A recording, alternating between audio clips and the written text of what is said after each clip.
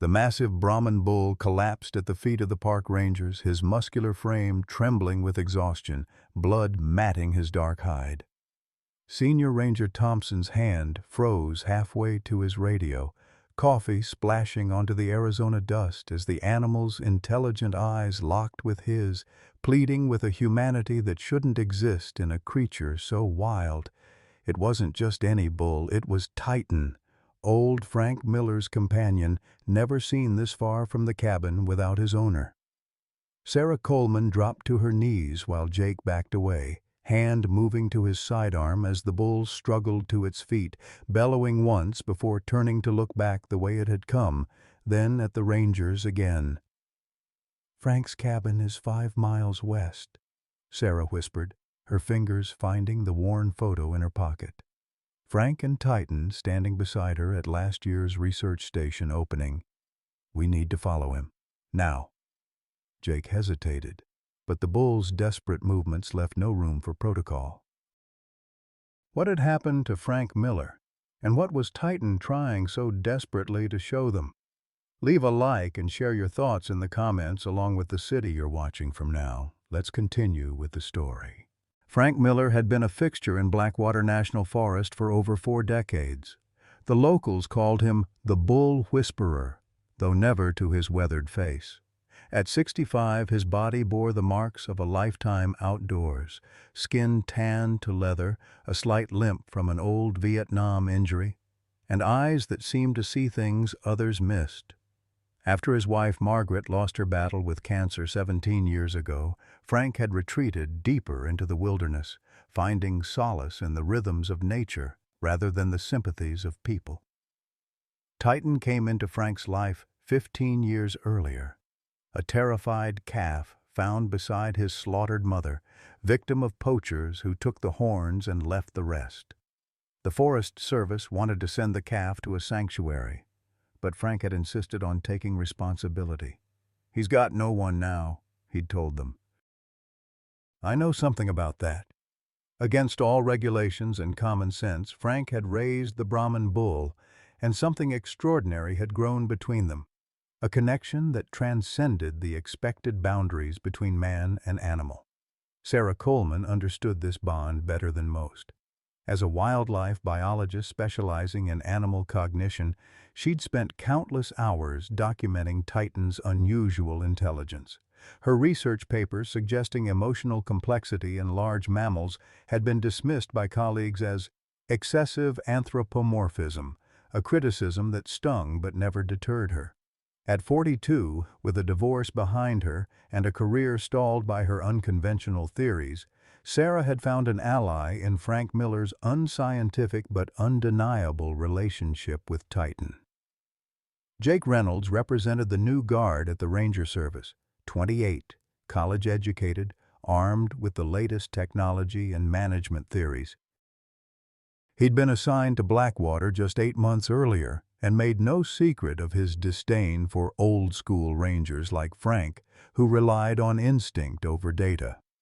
What Jake lacked in field experience, he made up for in ambition, viewing his posting at Blackwater as a mere stepping stone to headquarters in Phoenix. Chief Walter Brennan had been Frank's friend for 30 years, now running the ranger station with a blend of by-the-book procedures and hard-earned wisdom. At 60, he was caught between respecting the old ways and embracing necessary changes, especially with the forest facing unprecedented challenges. Drought conditions stretching into their 3rd year, budget cuts threatening vital programs, and increased poaching activity along the northern boundary.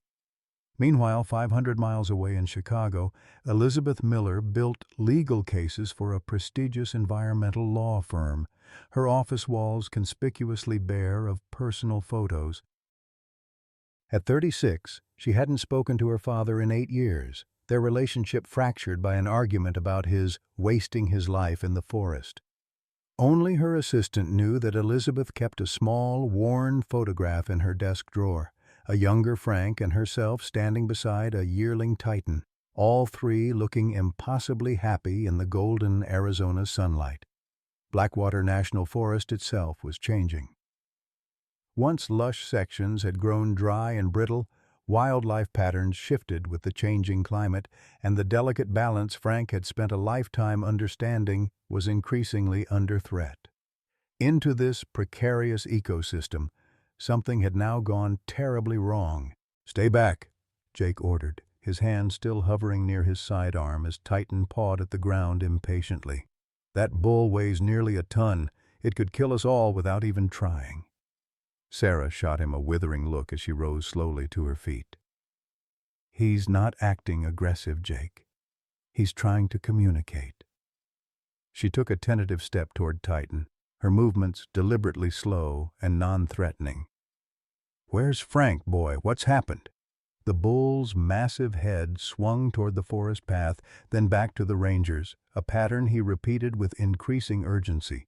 The late afternoon sun cast long shadows through the ponderosa pines, highlighting the dried blood on Titan's right flank. "I've never seen anything like this," murmured Ranger Thompson, the most veteran member of their group at 53. "That animal is trying to lead us somewhere," Jake scoffed. "This isn't a Lassie rerun, Thompson. We need to follow protocol." "Call animal control and—" "No," Sarah interrupted firmly. "Frank's cabin is 5 miles west.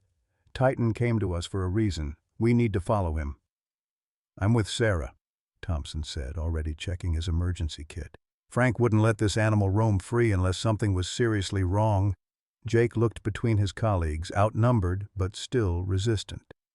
"Chief Brennan will have our badges if we go chasing after a bull instead of calling this in."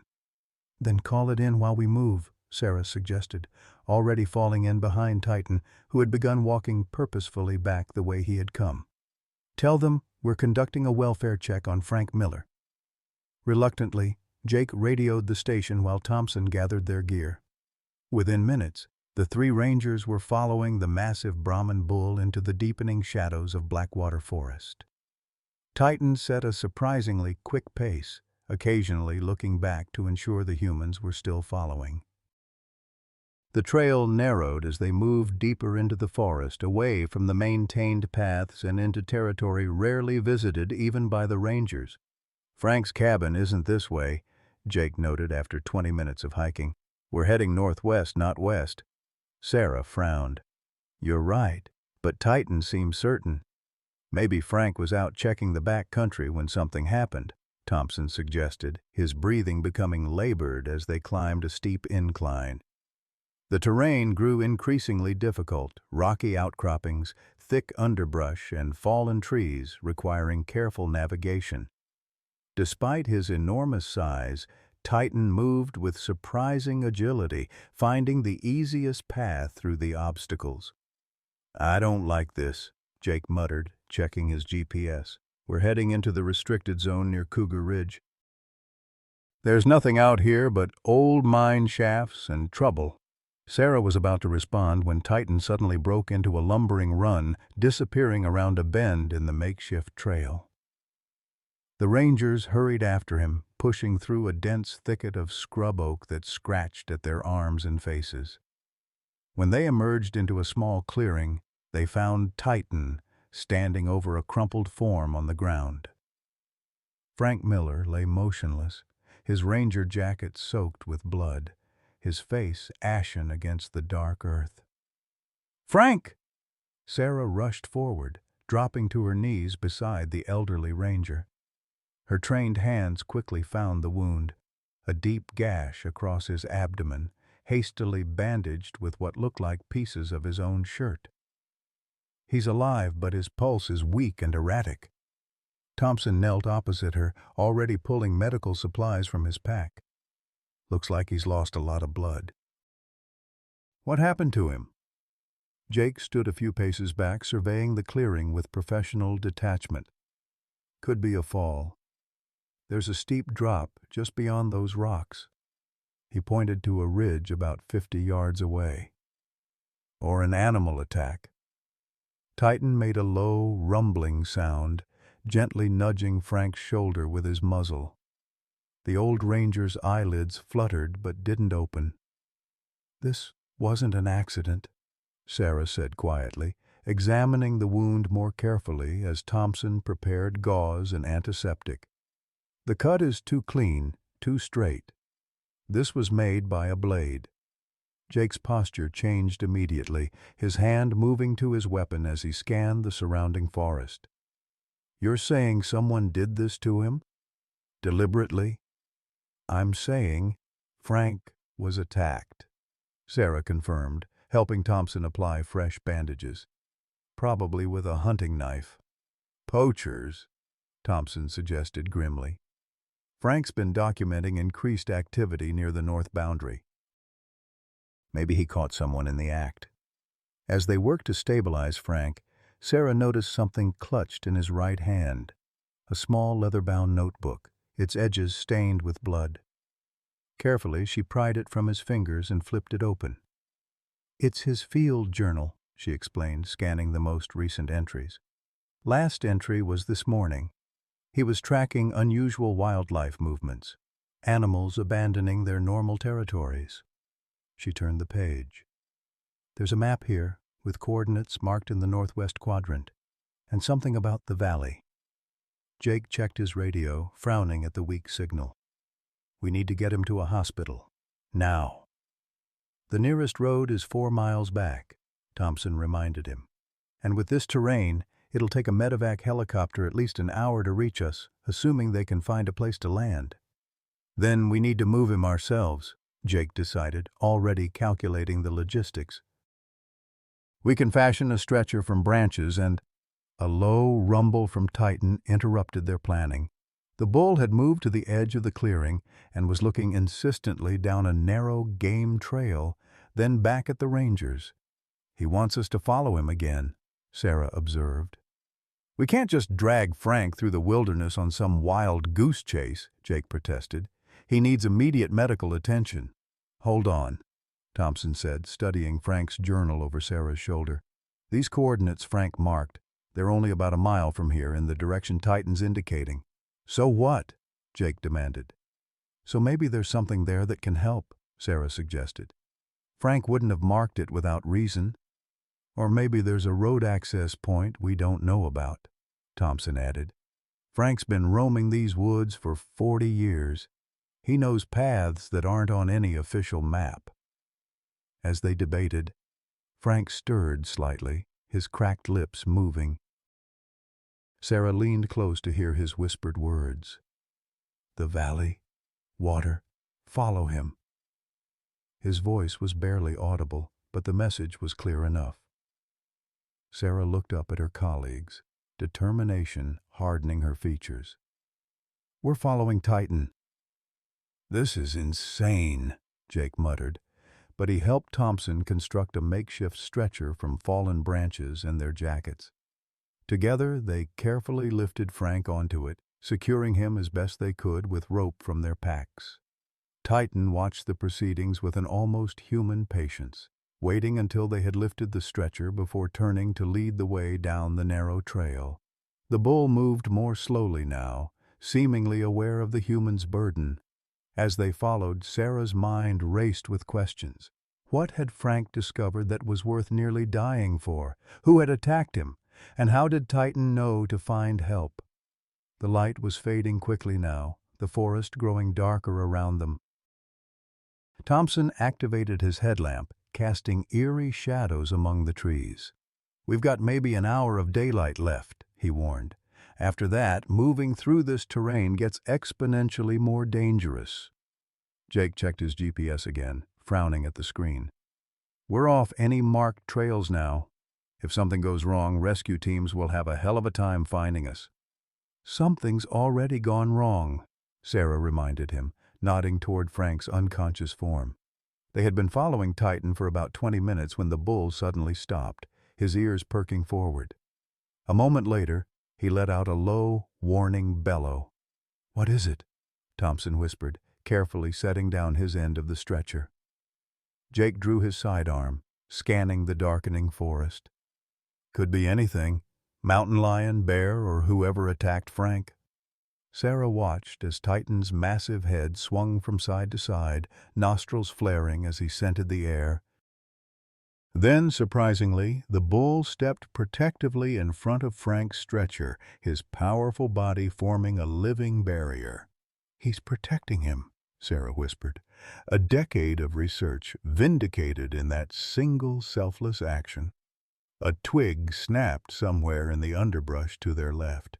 Jake raised his weapon, calling out in his most authoritative voice, "Forest Service, identify yourself!" For several tense seconds, the only sound was their own breathing and the faint rustling of leaves in the evening breeze. Then a figure emerged from behind a large ponderosa pine, a middle-aged Native American man wearing the olive-green uniform of the Tribal Resource Management Team. Joseph Blackfeather, the man identified himself, hands raised slightly to show he carried no weapon. "I heard the bull's call." His dark eyes took in the scene. The injured ranger, the protective bull, the 3 Forest Service employees with their mixture of relief and suspicion. "Frank Miller's in trouble, I see." "You know Frank?" Thompson asked, lowering his rifle slightly. Joseph nodded, moving closer to examine the wounded man. "We've worked together for years, unofficial-like. I patrol the tribal lands that border this forest." He looked up at Sarah. "Frank was supposed to meet me this morning at the boundary marker. When he didn't show, I started tracking." "He's been stabbed," Sarah explained. "We think by poachers." Joseph's expression darkened. "There's been too much of that lately. Men who don't belong here, taking what isn't theirs." He gestured to Frank's stretcher. "Where are you taking him?" "That's the question," Jake said. "We should be heading back to the ranger station, but instead we're following the bull." Joseph's eyes widened slightly as he looked at Titan. "The bull is leading you to the valley." "You know about the valley?" Sarah asked quickly. "Frank mentioned it before he lost consciousness." "I know of it," Joseph said carefully. "Few have actually seen it. It's a sacred place to my people, hidden deep in these mountains. We call it the place where waters heal." "Is there medical help there?" Thompson asked practically. Joseph hesitated.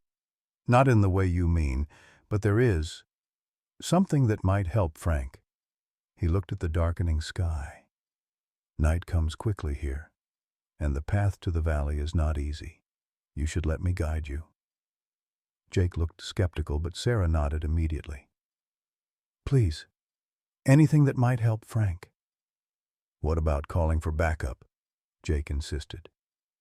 "We can't just—" His words were cut short by a distant rumble of the thunder. Joseph looked up, his expression grim. "Storm's coming. Radio signals won't reach through these mountains once it hits, and no helicopter will fly in this weather." As if to emphasize his point, fat raindrops began to patter against the forest canopy above them. "We don't have a choice," Sarah said. "Frank needs help, and Titan and Joseph are offering the only path forward." Jake reluctantly holstered his weapon. "If Frank dies because we didn't get him proper medical attention—" "He'll die for certain if we stay here arguing," Thompson interrupted. "I've known Frank Miller for 20 years. If he trusts this valley enough to mark it in his journal, that's good enough for me." The decision made, they carefully lifted Frank's stretcher again.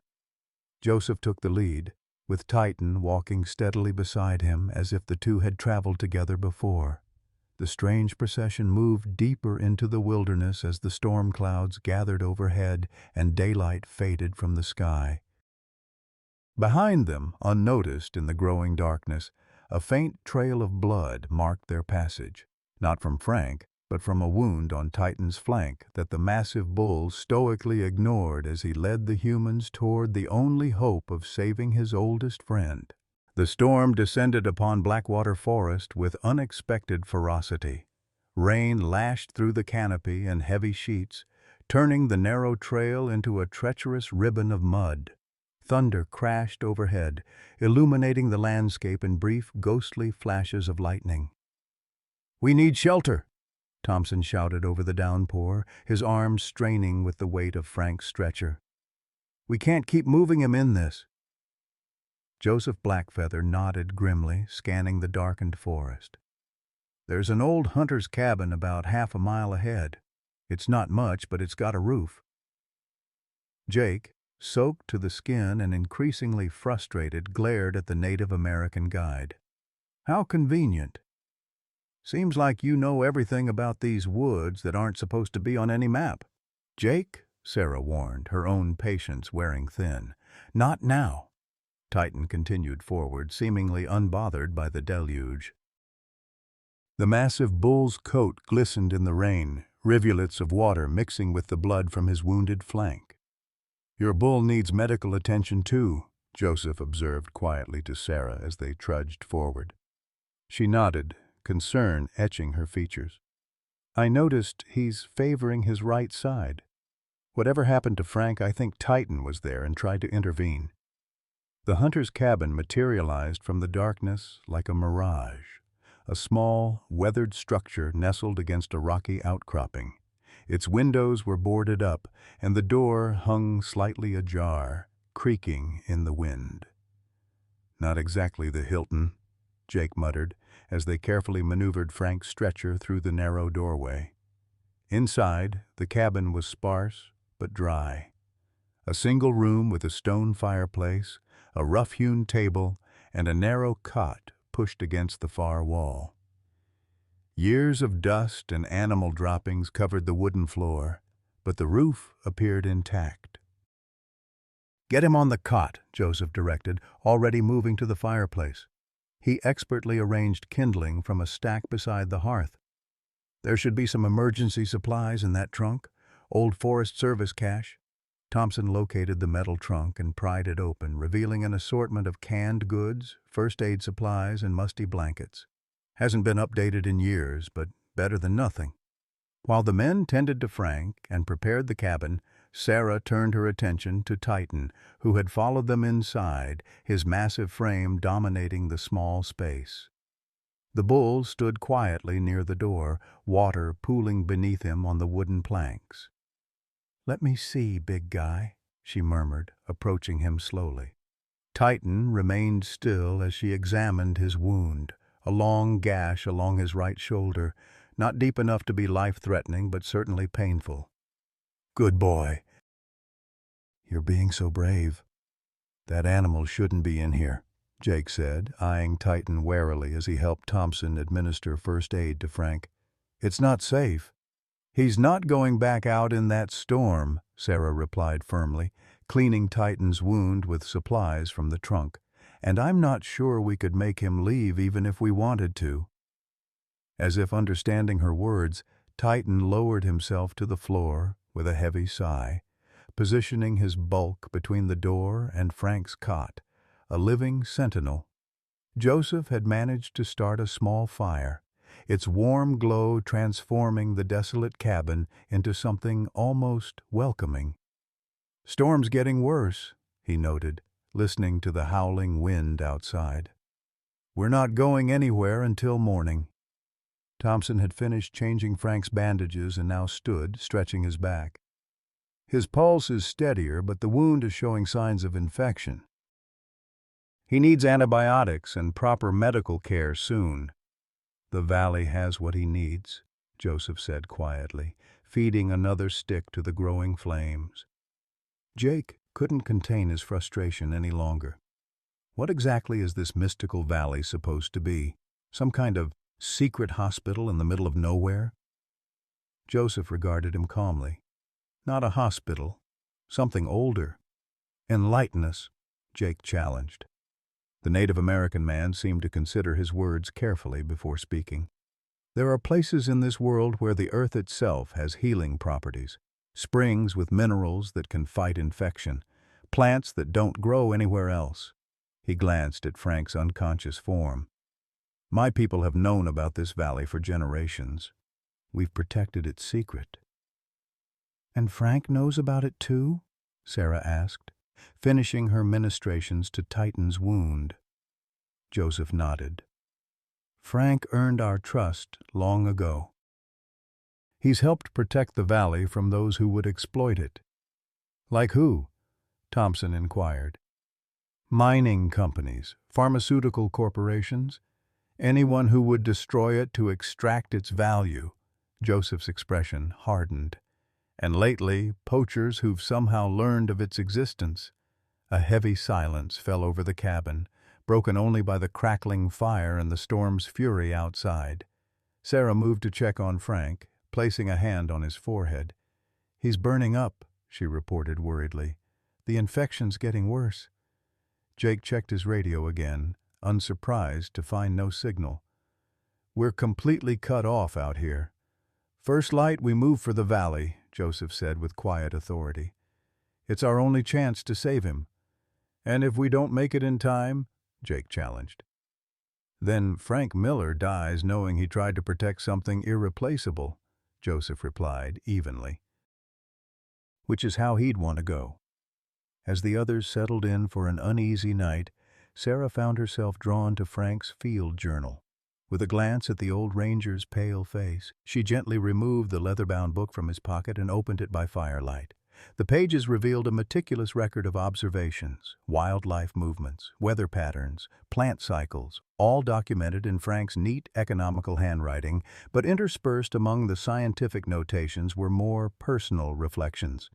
May 15th, Titan showed remarkable problem-solving today, found him using a fallen log to reach berries on High Branch.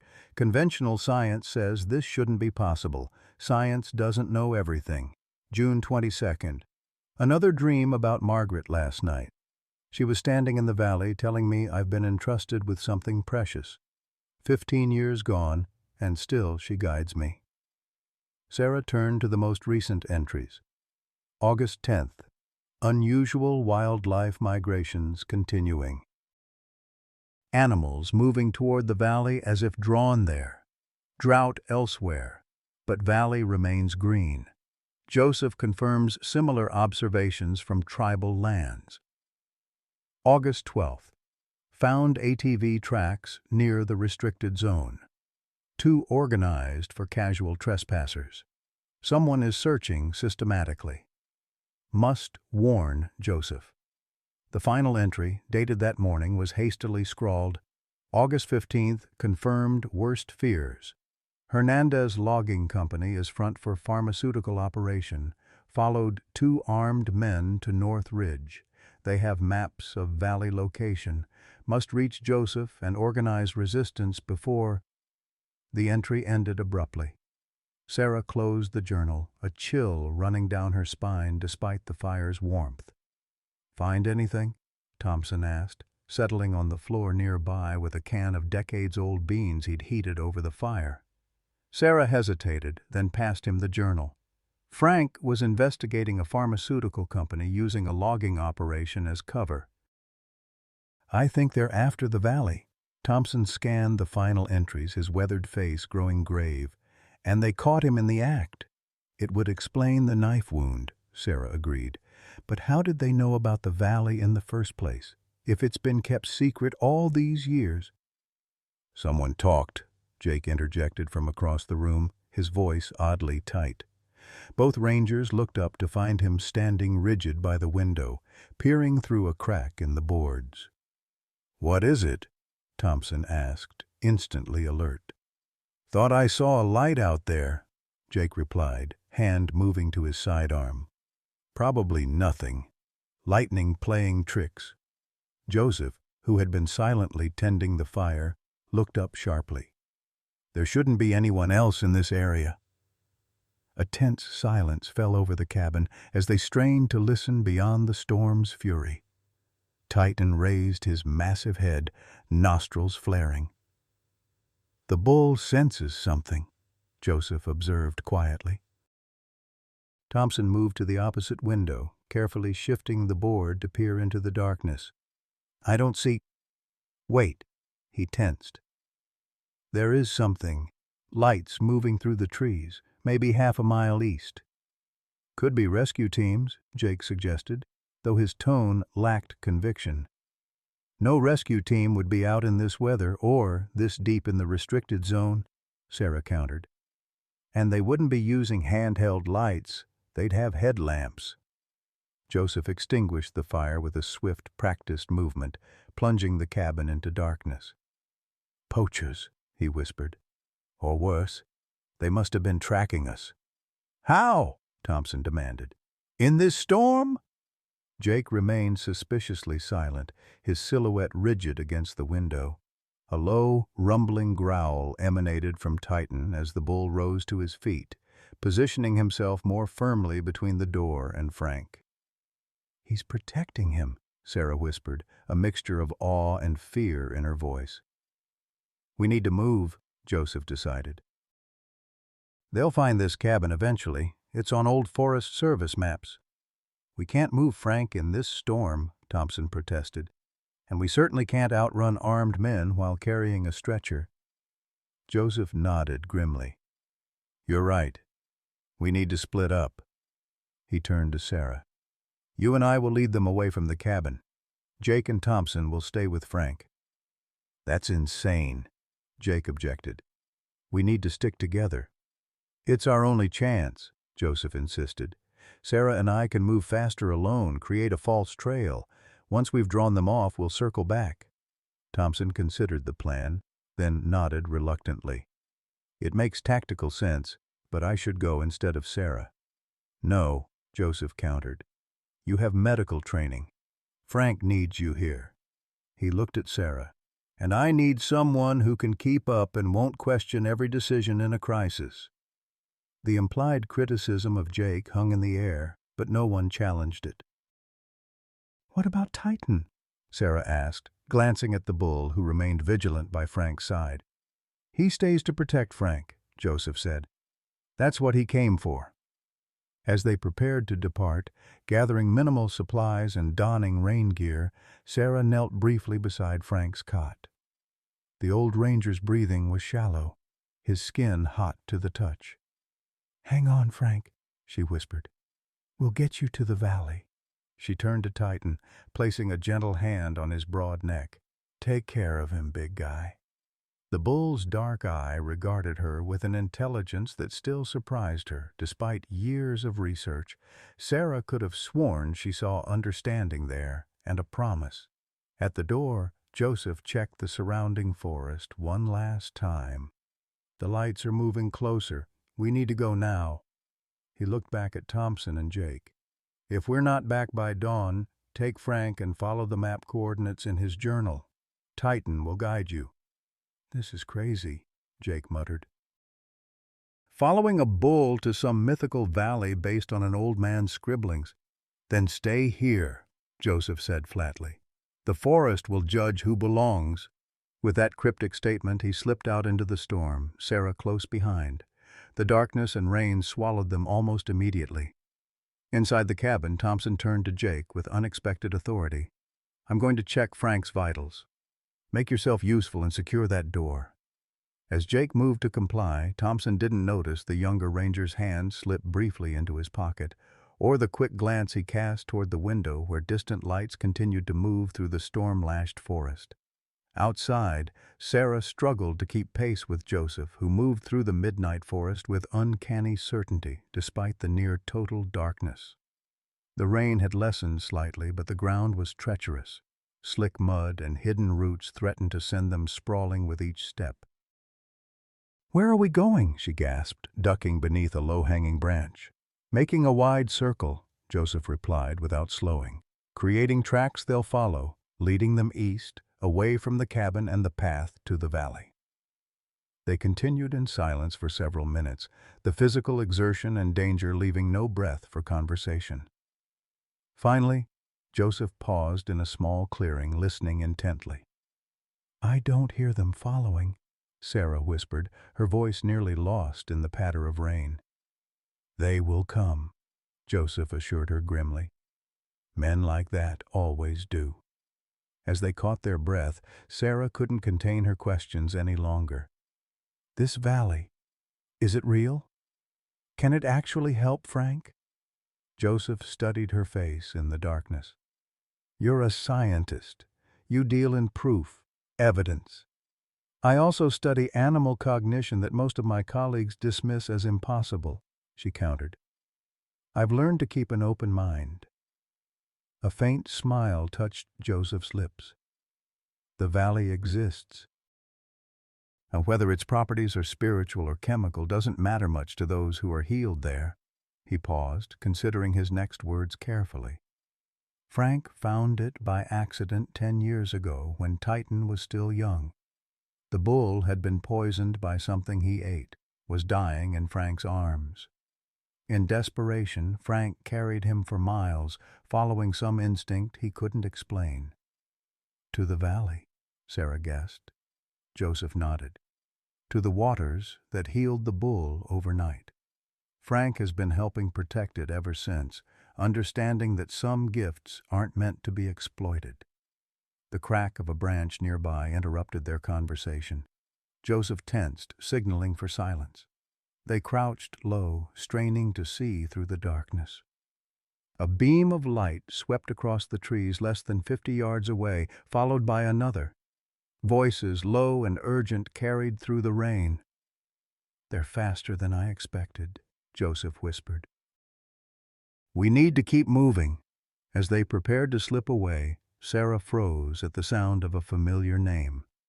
"Miller's Journal better be worth all this," a gruff voice complained. "Hernandez isn't paying us to chase shadows in a thunderstorm." "The old man mapped the valley," another voice responded. "Once we have those coordinates, we don't need him alive, or his friends." Sarah's blood ran cold. Her eyes met Joseph's in the darkness, a silent understanding passing between them. They weren't just being pursued, they were being hunted.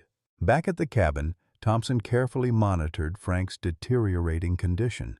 The veteran ranger's breathing had grown more labored, his skin alternating between burning fever and clammy chills. Thompson had done everything possible with their limited supplies, cleaned the wound again, applied the cabin's ancient antiseptic, and made Frank as comfortable as the circumstances allowed. "His infection's getting worse," Thompson muttered, more to himself than to Jake, who stood by the boarded window peering anxiously into the darkness. "Whatever's in that valley better be as miraculous as Joseph claims." Jake didn't respond, his attention seemingly fixed on the storm outside. His fingers drummed nervously against his thigh, a gesture Thompson had noticed increasing over the past hour.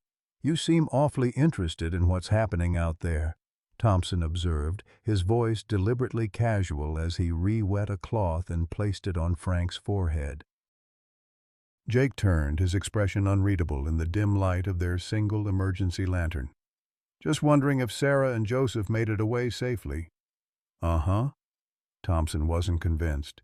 Years of working with people in stressful situations had honed his ability to detect deception. Something about Jake's behavior had felt off since they'd first followed Titan into the forest. "You know, it's interesting that those armed men found us so quickly. Almost like they knew where to look." Jake's posture stiffened. "What are you implying?"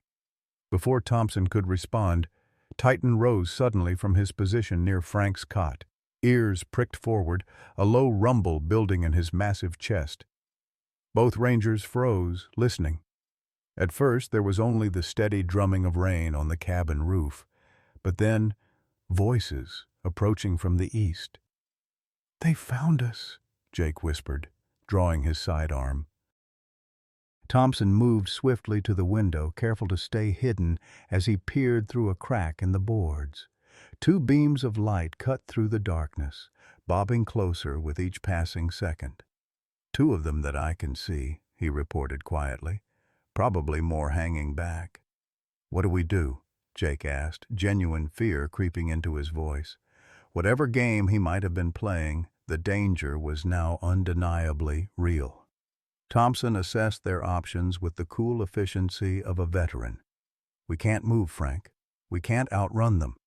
And we're outgunned." He looked at Jake directly. "So we hide." "Hide? Where?" Jake gestured around the one-room cabin.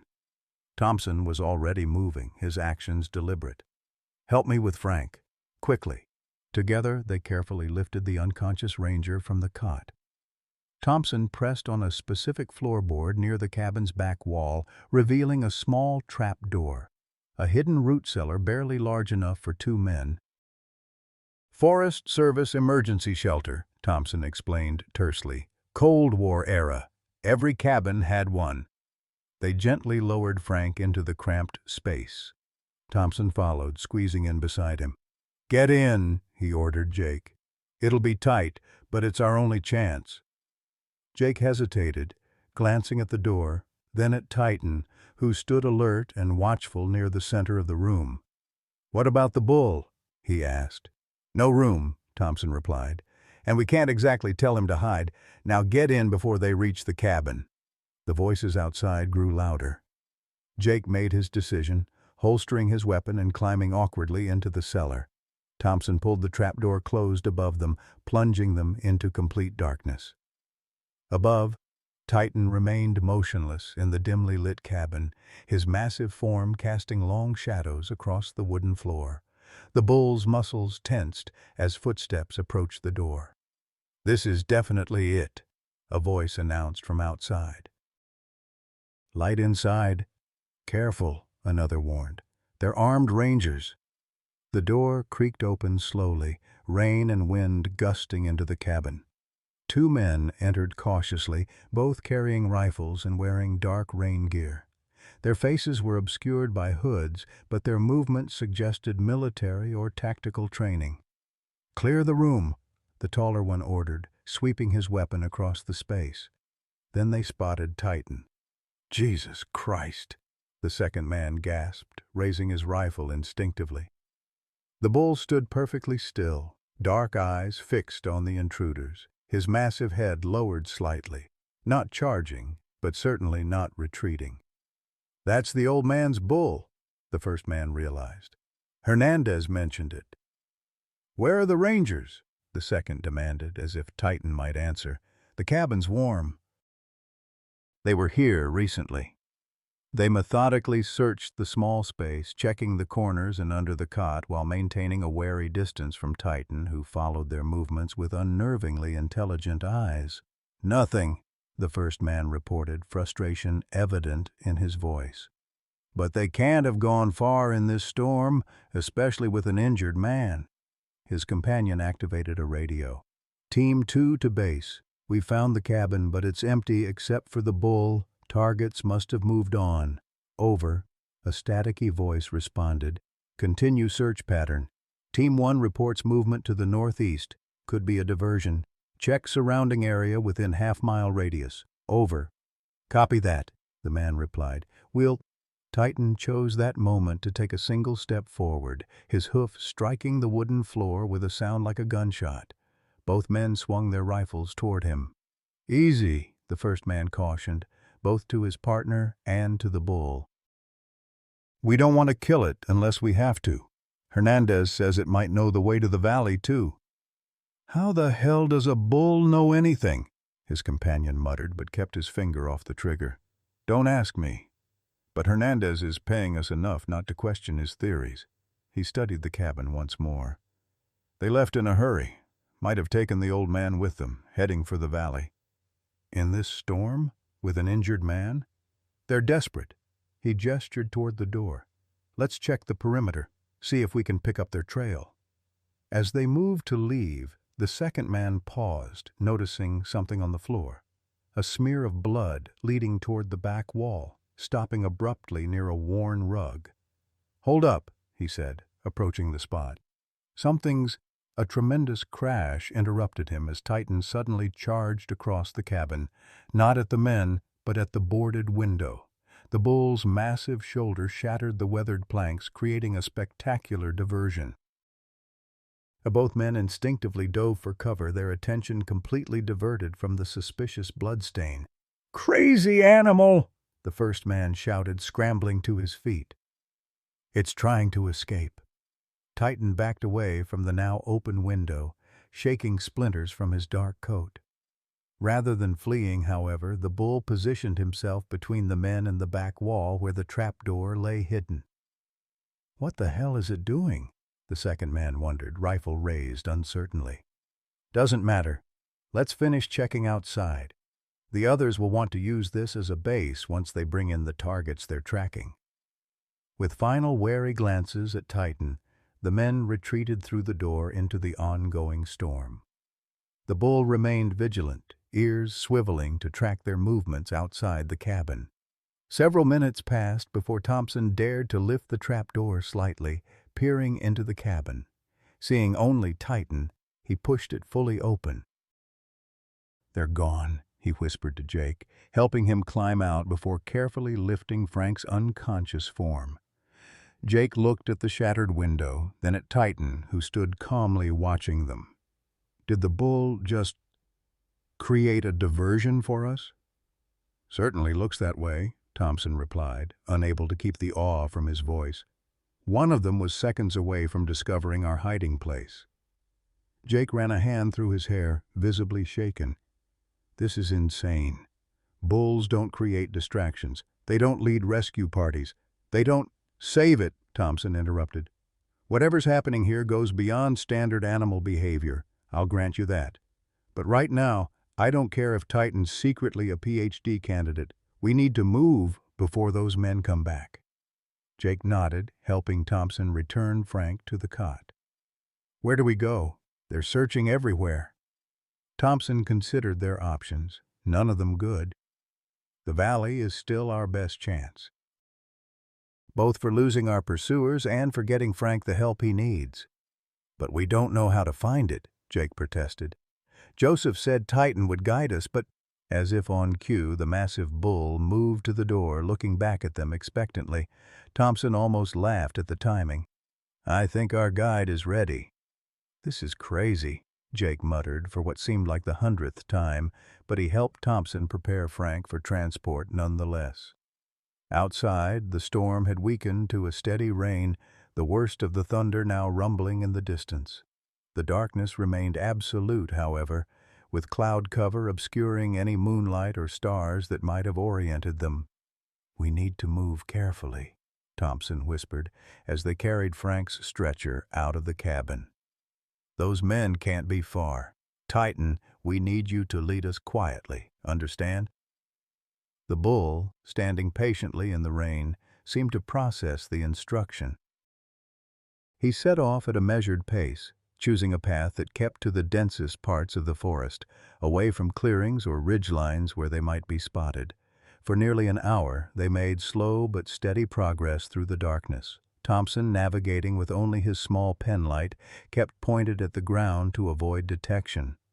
Jake remained uncharacteristically silent, his face drawn with what appeared to be internal conflict. Finally, Thompson called a brief halt, needing to check Frank's condition and rest their aching arms. "He's still with us," he reported after examining the elderly ranger. "But only just." Jake stood a few paces away, seemingly lost in thought. "Thompson," he said finally, his voice strained, "there's something I need to tell you." The older ranger looked up, waiting. Jake began, but was interrupted by Titan's sudden alertness. The bull's head raised, ears swiveling toward something in the forest behind them. "Someone's coming," Thompson whispered, instantly on guard. They quickly extinguished the penlight, plunging themselves into darkness. For several tense moments they heard nothing but the soft patter of rain on leaves. Then, a whispered voice, familiar and welcome. "Thompson? Jake? Sarah?" Thompson breathed in relief, switching his light back on. Sarah emerged from the darkness, Joseph close behind her. Both were soaked and muddy, their faces etched with exhaustion and tension. "Thank God you're alive," Sarah said, rushing forward to check on Frank. "We heard gunshots near the cabin and feared the worst." "Not gunshots," Thompson explained. "Titan created a diversion when the searchers almost found us. Broke through a window to distract them." Sarah looked at the bull with renewed wonder. "Incredible." "The men hunting us work for Hernandez Pharmaceutical," Joseph informed them grimly. "They're after the valley and believe Frank's journal contains the exact location." "Which it does," Thompson confirmed. "But they didn't find it. We've been following Titan, hoping he's leading us there." Joseph nodded approvingly. "He knows the way. Probably better than any human." "This is still insane," Jake interjected, his earlier confession apparently forgotten. We're running through a dangerous forest in the middle of a storm, following a bull, pursued by armed men trying to reach some mystical valley that might not even exist. You got a better plan? Thompson challenged. Jake fell silent. We need to keep moving, Joseph urged. The hunting parties are sweeping the forest systematically. They have at least 8 men that we've counted. Together, they lifted Frank's stretcher and resumed their journey, Titan once again taking the lead. The bull moved with increasing purpose now, his pace quickening despite the difficult terrain. We're getting closer, Joseph observed quietly. The trees are changing. Sarah noticed it too, subtle shifts in the vegetation around them. The ponderosa pines were giving way to different species. Some she couldn't immediately identify in the darkness. The ground beneath their feet felt different as well, less rocky and more loamy. The air smells different, she remarked, inhaling deeply. More alive, somehow. As they continued, the rain gradually ceased, though water still dripped from the forest canopy above. The darkness began to soften, not with dawn, which was still hours away, but with an unusual ambient glow that seemed to emanate from the forest floor itself. "What is that?" Jake asked, his skepticism momentarily overcome by wonder. "Bioluminescent fungi," Sarah identified, scientist training asserting itself. "But I've never seen varieties this bright or widespread." The subtle illumination revealed a forest transformed. Mosses in impossible shades of green carpeted the ground and climbed tree trunks. Flowers that should have been closed for the night displayed vibrant petals, and everywhere, a gentle phosphorescence outlined leaves, mushrooms, and fallen logs. "The edge of the valley," Joseph explained, his voice hushed with reverence. Titan paused atop a small rise, waiting for the humans to catch up. As they joined him, a collective gasp escaped their lips. Before them lay a hidden valley, nestled within the mountains like a secret cupped in nature's hands. The bioluminescence was stronger here, revealing a landscape of ethereal beauty, meadows dotted with flowers that glowed softly blue and purple, a meandering stream that seemed to carry light rather than water, and at the valley's center, a small lake reflecting what little starlight now penetrated the dispersing clouds. "It's real," Jake whispered, his doubt finally silenced. "The place where waters heal," Joseph confirmed. "Known to my people for countless generations." "It's beautiful," Sarah managed, her scientific mind struggling to catalog the impossible diversity of plant life visible even in the dim light. "I've never seen anything like it." Thompson, ever practical, focused on their immediate need. "Where do we take Frank?" Joseph pointed toward the lake. "The central spring feeds those waters. That's where the healing properties are strongest." They made their way down into the valley, Titan leading with confident familiarity. As they descended, the air grew noticeably warmer and heavy with moisture, like a natural greenhouse protected from the mountain's harsher climate. "The unique geography creates a microclimate," Sarah theorized, professional interest temporarily overriding her awe. "These plants shouldn't be able to survive at this elevation." "Yet here they are," Joseph replied with a small smile. "Sometimes nature keeps secrets science hasn't yet uncovered." They reached the lake shore where the water lapped gently against a beach of fine, pale sand. Titan moved to a specific spot and stopped, looking back at them expectantly. "Here," Joseph directed. "Bring him to the water's edge." They carefully set Frank's stretcher on the sand. The elderly ranger's condition had worsened during their journey. His breathing shallow and irregular, his skin ashen despite the fever that still burned through him. "What now?" Thompson asked, kneeling beside his friend. "The wound must be immersed in the water," Joseph explained, already helping to remove Frank's bandages. Sarah assisted, revealing the angry, infected gash across Frank's abdomen. In the bioluminescent light, the wound looked even more severe, red and swollen with dark streaks extending outward. Sepsis is setting in, she noted grimly. He doesn't have much time. Together, they carefully lifted Frank and carried him into the shallow water, supporting his head above the surface while ensuring his wound was fully submerged. The lake was surprisingly warm, its water clear enough to see the sandy bottom even in the dim light. "How long do we wait?" Thompson asked, anxiety evident in his voice. "As long as necessary," Joseph replied simply. Jake had remained on shore, keeping watch for pursuers. Now he approached the water's edge, his expression troubled. "I need to tell you something," he began again. "About the men hunting us." A sudden noise from the forest interrupted him, the unmistakable crack of a branch breaking under human weight. Titan's head swung toward the sound, his massive body tensing. "They've found us," Joseph whispered. In the shallow water, Frank stirred for the first time in hours, his eyelids fluttering. Sarah leaned closer, hope rising in her chest. "Frank, can you hear me?" The old ranger's eyes opened slowly, confusion giving way to recognition. "Sarah?" His voice was weak but clear. "The valley. You found it." "Titan found it," she corrected gently. "He led us to you, then led us here." Frank's gaze shifted to the massive bull standing vigilant at the water's edge. A faint smile touched his cracked lips. "Good boy." Another sound from the forest. Voices now, still distant but approaching. Jake drew his sidearm, looking conflicted. "They're coming," he said unnecessarily. "At least 3 of them, maybe more."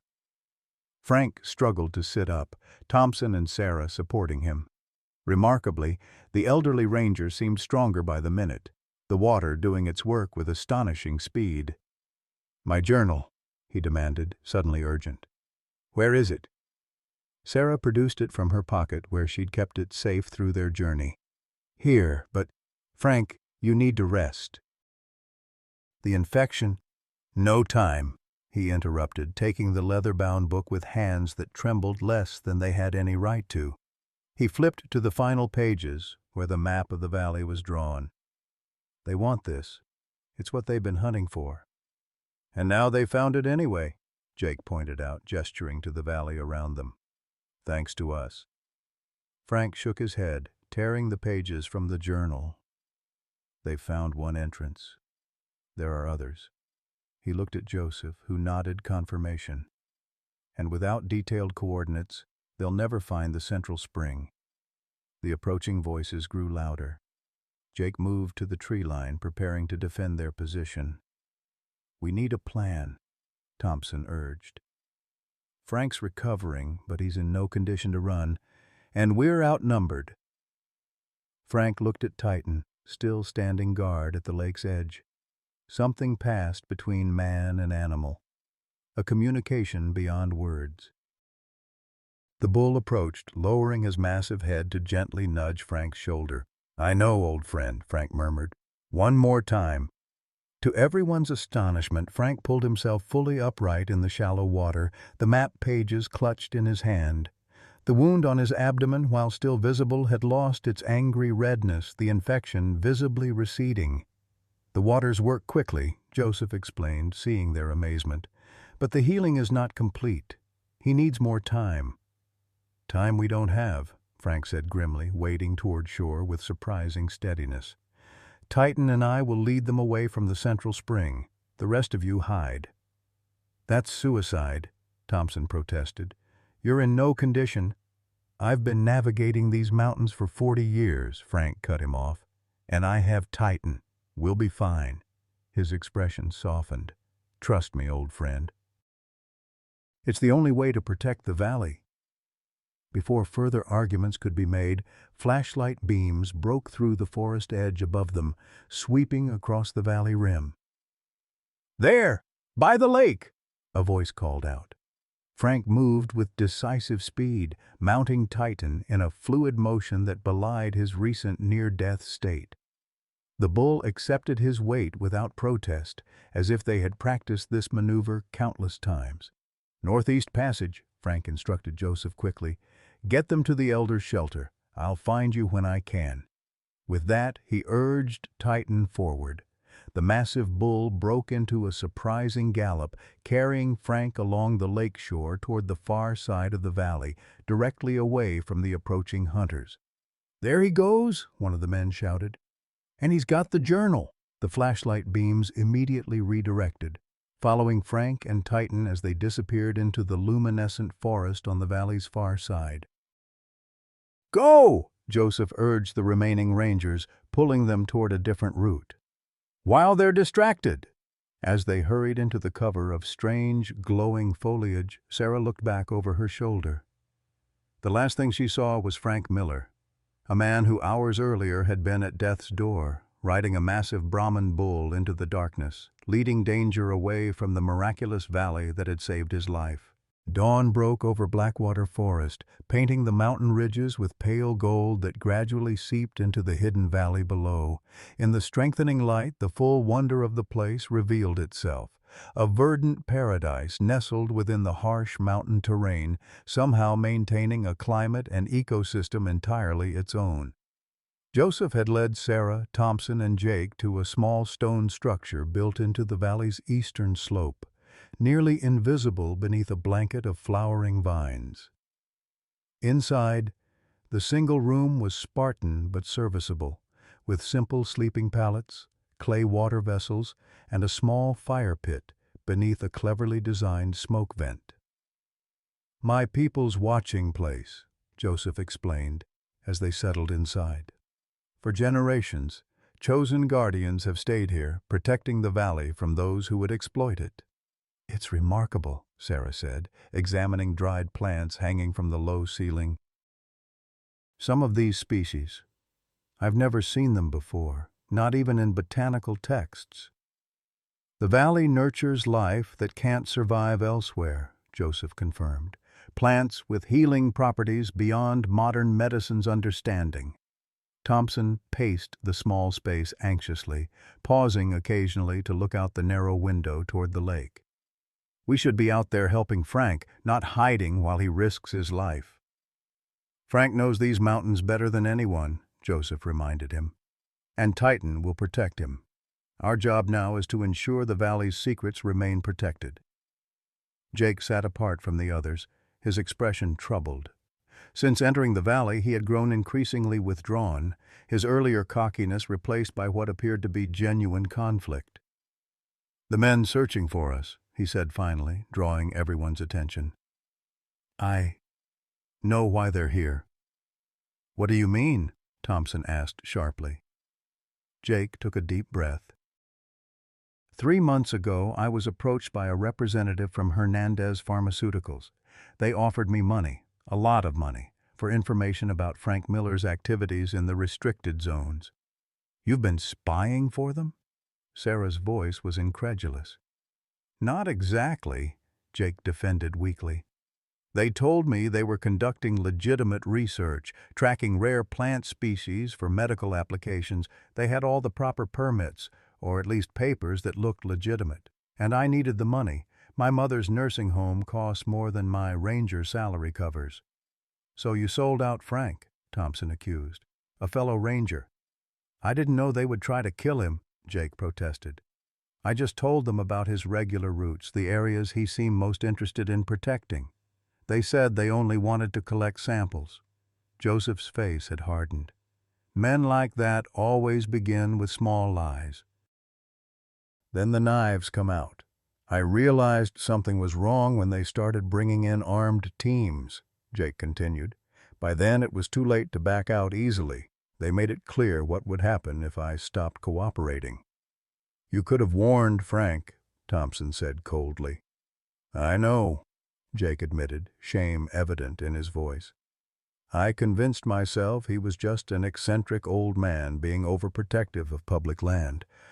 I never imagined—" He gestured around them. "This." The confession hung in the air, met with silence and varying degrees of contempt from his companions. "If you want to make things right," Joseph said finally, "now is your chance. Those men are still out there, and they're not leaving without what they came for." "What can I do?" Jake asked, a hint of desperation in his voice. "Tell us everything you know about their operation," Sarah suggested.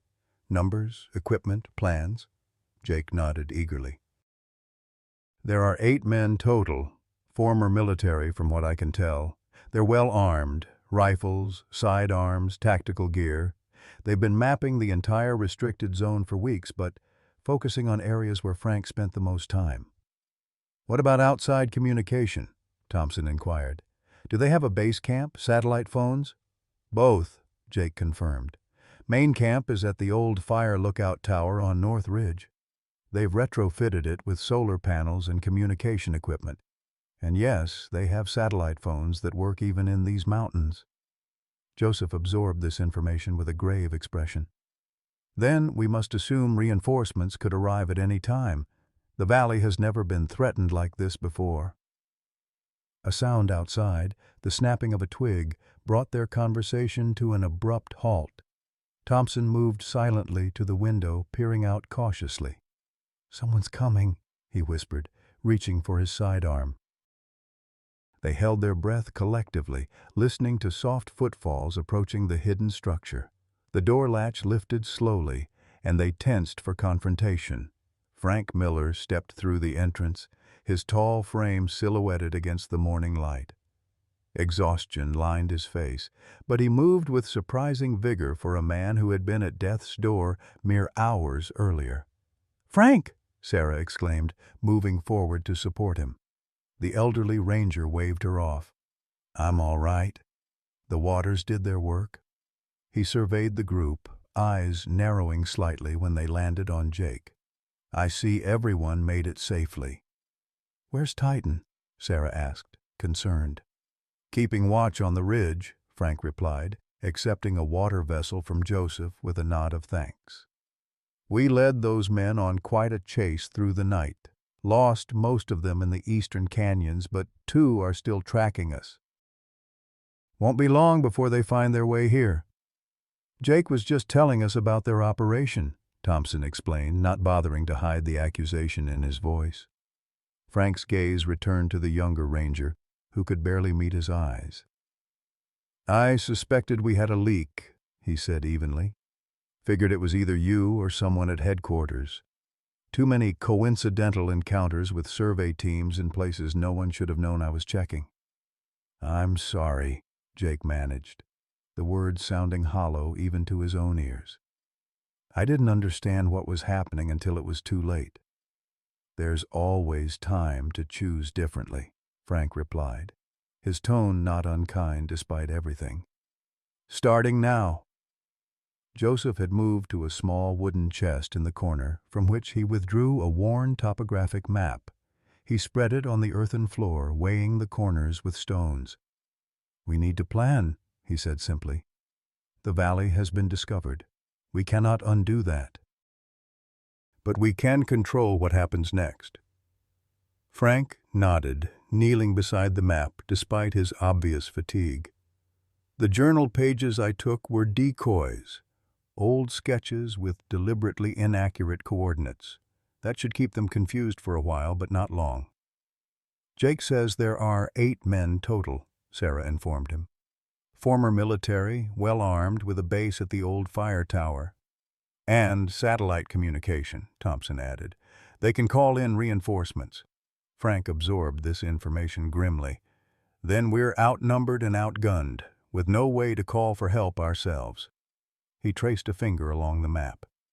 "Our best chance is to get back to Ranger headquarters and bring in official reinforcements. This valley is technically part of Blackwater National Forest, which means it's protected federal land." "The journey back would take at least a day in good conditions," Thompson pointed out. "Longer after the storm, with trails washed out.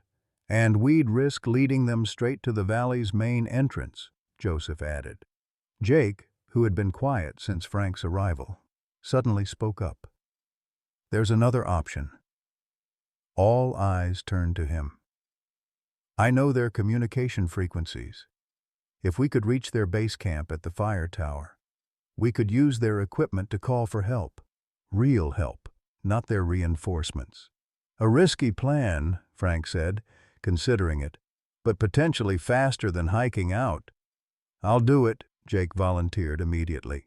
I know what to look for, how to operate their equipment, and they still think I'm on their side. Frank studied the younger ranger's face, searching for deception. Finding none, he nodded slowly. Not alone. Thompson should go with you. Two have a better chance than one. What about you? Sarah asked Frank. I'm staying in the valley, he replied without hesitation. With Titan. We know every hiding place, every escape route. We can keep their search teams occupied, lead them away from the Central Springs. I'll stay too, Sarah decided. These plants, this ecosystem, it's unprecedented. I need to document as much as possible in case... She didn't finish the thought, but they all understood, in case the valley couldn't be saved. I will return to my village, Joseph said. Bring back guardians. My people have protected this place for generations. We will not abandon it now. Their planning was interrupted by a distant, familiar sound, Titan's warning bellow echoing across the valley. They're coming, Frank said, rising quickly. We need to move now. Outside, the morning had fully bloomed, revealing the valley in breathtaking detail. Flowers in impossible colors carpeted the meadows, their scent heavy in the warm, moist air. The central lake sparkled like polished crystal, fed by a spring that bubbled up through white stones. In daylight, Sarah could see why people might kill to possess this place. Beyond its beauty, the valley represented pharmaceutical potential worth billions. Natural compounds that could revolutionize medicine if properly studied, or exploited for profit, stripped of resources until nothing remained of this miracle. On the northern ridge, Titan stood silhouetted against the blue sky, his massive form unmistakable even at a distance. The bull pawed the ground and bellowed again, more urgently this time. 2 men, approaching from the east, Frank interpreted, squinting toward the ridgeline. They've spotted Titan. They'll assume you're nearby, Thompson said. With the journal. Frank nodded. Exactly, which gives the rest of you time to move. They quickly finalized their plan. Thompson and Jake would circle north, attempting to reach the fire tower and its communication equipment. Joseph would head west toward his village to bring reinforcements. Sarah would remain with Frank in the valley, documenting the unique ecosystem while helping to evade and confuse the search parties. As they prepared to separate, Frank took Jake aside. The younger ranger braced himself for well-deserved recrimination, but instead, Frank pressed something into his hand, his badge, the metal worn smooth from decades of service. When you call for help, Frank instructed, use my authentication code. It's on the back. Chief Brennan will recognize it. Know the situation is serious. Jake stared at the badge, then at Frank. Why trust me now, after what I did? Because everyone deserves a chance to make things right, Frank replied simply. Even old fools like me who kept secrets too long. This valley shouldn't belong to any one person or group, not my people, not Joseph's people, not some corporation. It's a gift meant for everyone, if we're wise enough to protect it rather than exploit it. The sentiment hung in the air between them, bridging the gap between betrayal and redemption. Jake nodded, pocketing the badge with newfound resolve.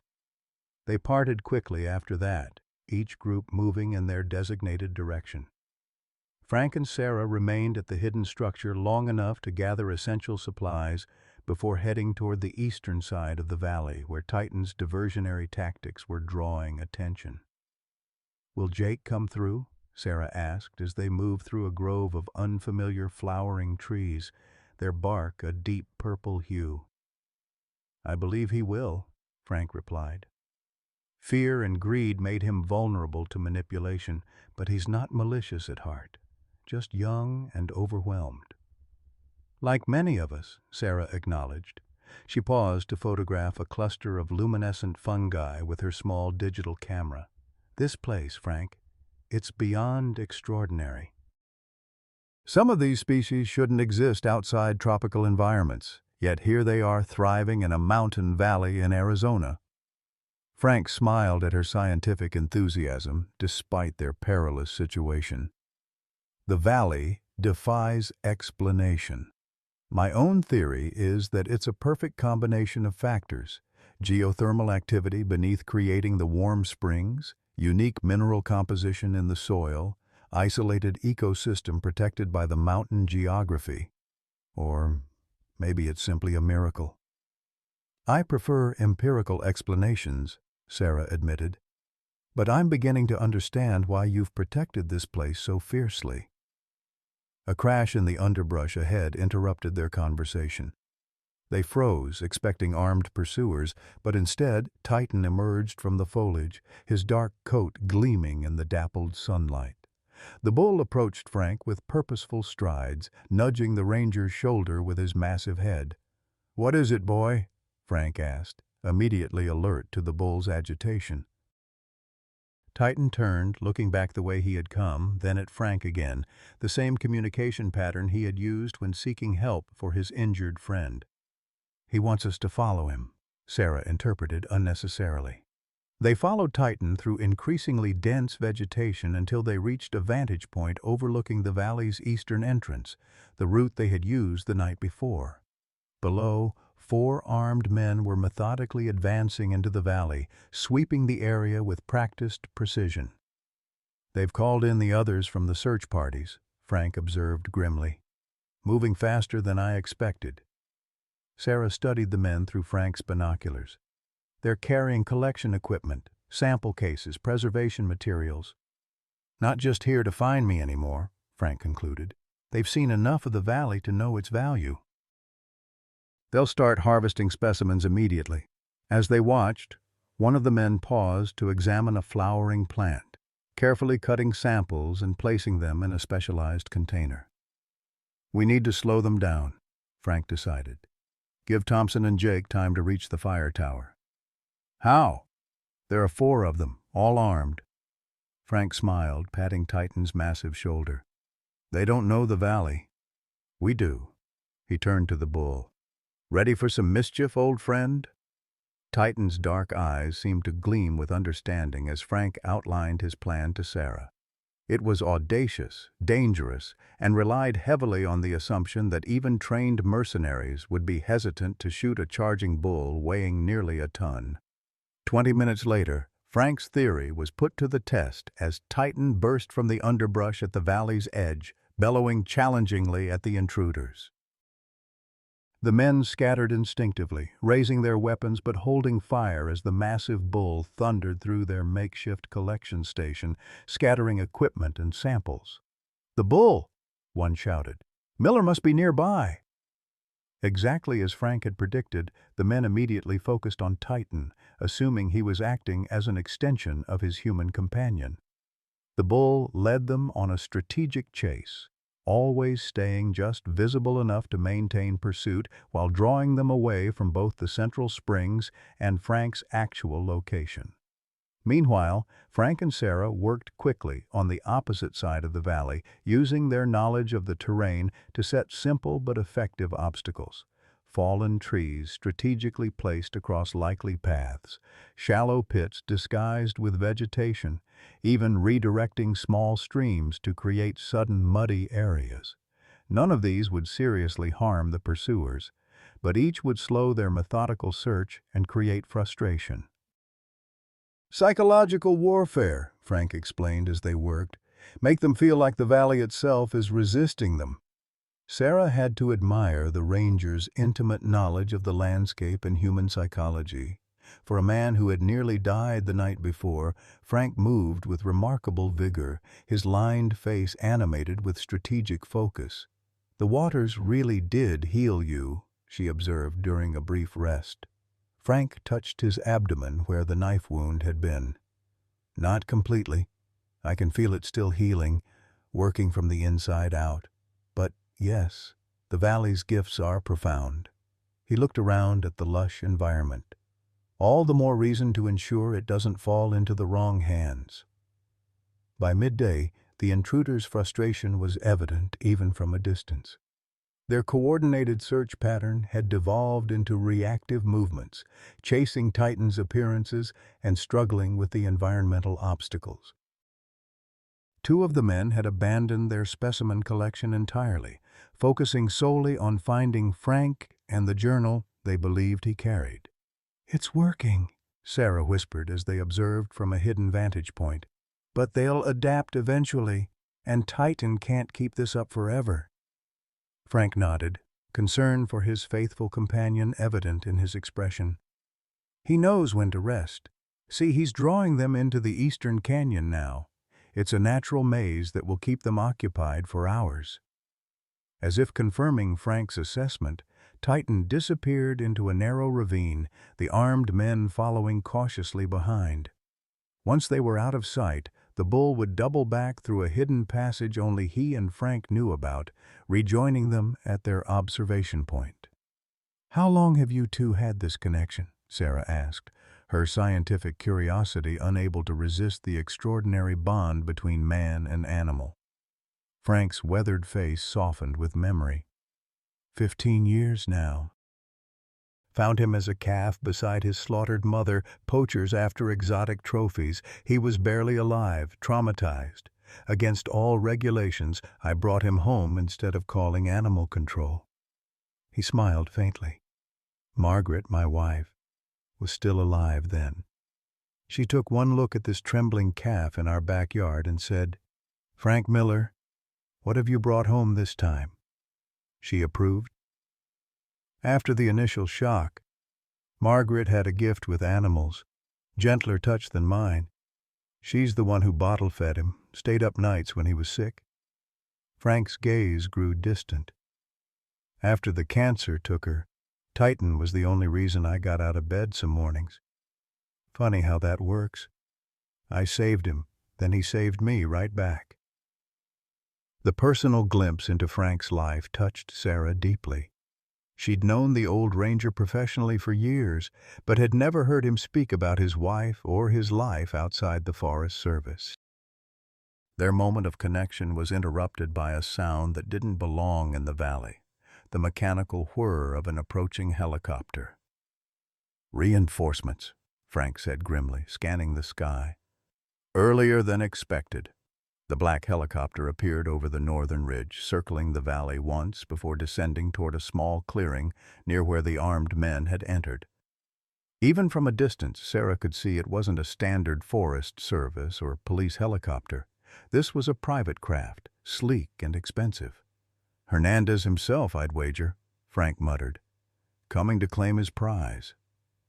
As they watched, the helicopter landed, and 3 figures emerged. 2 more armed men and a distinguished-looking individual in hiking clothes that were too new and too perfect for actual wilderness use. "The pharmaceutical company's CEO?" Sarah guessed. Frank nodded. "Victor Hernandez. I've encountered him before at Forest Service public hearings. Always talking about responsible development and untapped natural resources." "What do we do now?" Sarah asked, the stakes suddenly much higher. Frank's expression was resolute. "We hold the line. Thompson and Jake should have reached the fire tower by now. Help will come." He checked his watch. "But we need to buy more time." A blood-red sun sank toward the western ridgeline, casting long shadows across the hidden valley. Frank and Sarah crouched in the dense undergrowth, watching as Victor Hernandez directed his men with imperious gestures. The pharmaceutical CEO had established a makeshift command post near the helicopter, complete with portable laboratory equipment being unpacked from specialized cases. "They're setting up for extensive sample collection," Sarah whispered, observing through binoculars. "Look at that equipment. Tissue preservation, DNA extraction, chemical analysis. They're planning to take everything they can." Frank's weathered face was grim. "And they'll destroy what they can't take. Corporate methodology. Harvest the valuable parts, burn the rest to eliminate competition." The men who had been chasing Titan had returned from the eastern canyon, visibly frustrated and empty-handed. Hernandez berated them briefly before assigning new search quadrants. The valley, once peaceful and pristine, now swarmed with intruders methodically violating its sanctity. "We haven't seen Titan in over an hour," Sarah noted, worry creeping into her voice. "Do you think they—" "He's fine," Frank interrupted with quiet certainty. "Titan knows how to disappear when necessary. He's probably watching us right now." As if summoned by Frank's confidence, a soft rustling in the foliage behind them announced the bull's arrival. Titan emerged silently, an impressive feat for an animal his size. The massive Brahmin looked tired but unharmed, his dark eyes alert as he settled beside Frank with a soft exhale. "Told you," Frank said with the hint of a smile, placing a hand on Titan's broad neck. "Good boy. You've led them on quite a chase." Sarah marveled at the bull's intelligence and loyalty. Everything she'd observed over the past 24 hours challenged conventional understanding of bovine cognitive abilities. Titan didn't just obey commands, he anticipated needs, made decisions, and communicated complex intentions. "We need to move," Frank decided, observing Hernandez's men beginning to fan out across the valley floor. "They're expanding their search pattern. Won't be long before they find the central springs." They retreated deeper into the forest, Titan moving ahead as a silent guide. The terrain grew increasingly challenging. Dense vegetation gave way to rocky outcroppings that required careful navigation. Frank moved with surprising agility for a man his age, especially one who had been critically wounded mere hours before. "The valley is healing you," Sarah observed, noticing how Frank scaled a steep incline without apparent effort. He nodded, pausing to help her up a particularly difficult section. "I can feel it working through me. Doesn't erase 65 years of living, but it helps." His expression sobered. "Makes me understand even more why Hernandez wants this place." Imagine what pharmaceutical companies would pay for legitimate rejuvenation compounds. "Billions," Sarah confirmed, "if they could synthesize the active components."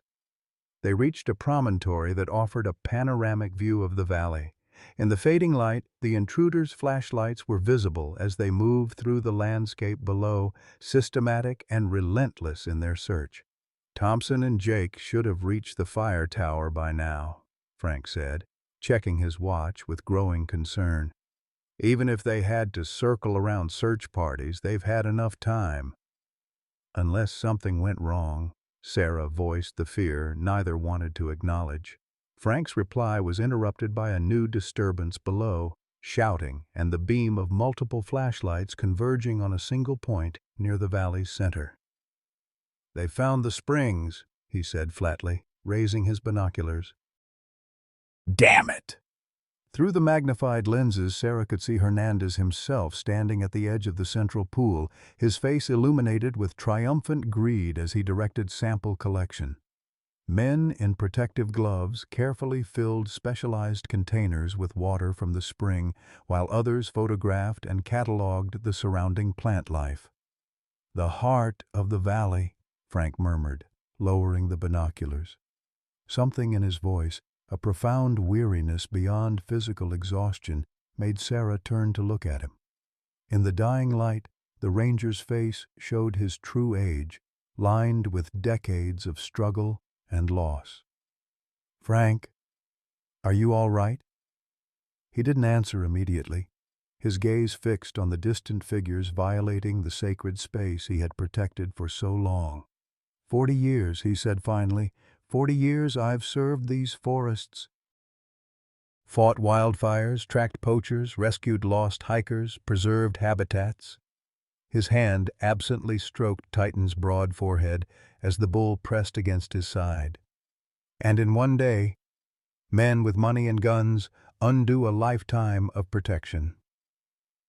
The defeat in his voice alarmed Sarah more than their physical danger. Frank Miller, legendary for his stubborn resilience, seemed to be surrendering to despair. "It's not over," she insisted. "Help is coming. Thompson and Jake may not have made it," Frank finished bleakly. "We have to consider that possibility." Titan made a low sound, almost a groan, and pressed his massive head more firmly against Frank's side. The bull's dark eyes reflected intelligence and concern that transcended normal animal awareness. The simple gesture seemed to reach Frank in a way Sarah's words couldn't. He straightened, the momentary despair replaced by quiet determination. "You're right, old friend. No giving up while we can still fight." Sarah watched the wordless exchange between man and bull with fascination. "What did he tell you?" A faint smile touched Frank's lips. "That I'm being a dramatic old fool. That we've faced worse and survived." He patted Titan's neck. "And that he didn't drag me miles through a thunderstorm just to watch me quit at sunset." Before Sarah could respond, a new sound cut through the evening air, distinct from the human activity below. A low, melodic call that seemed to emanate from the western ridge.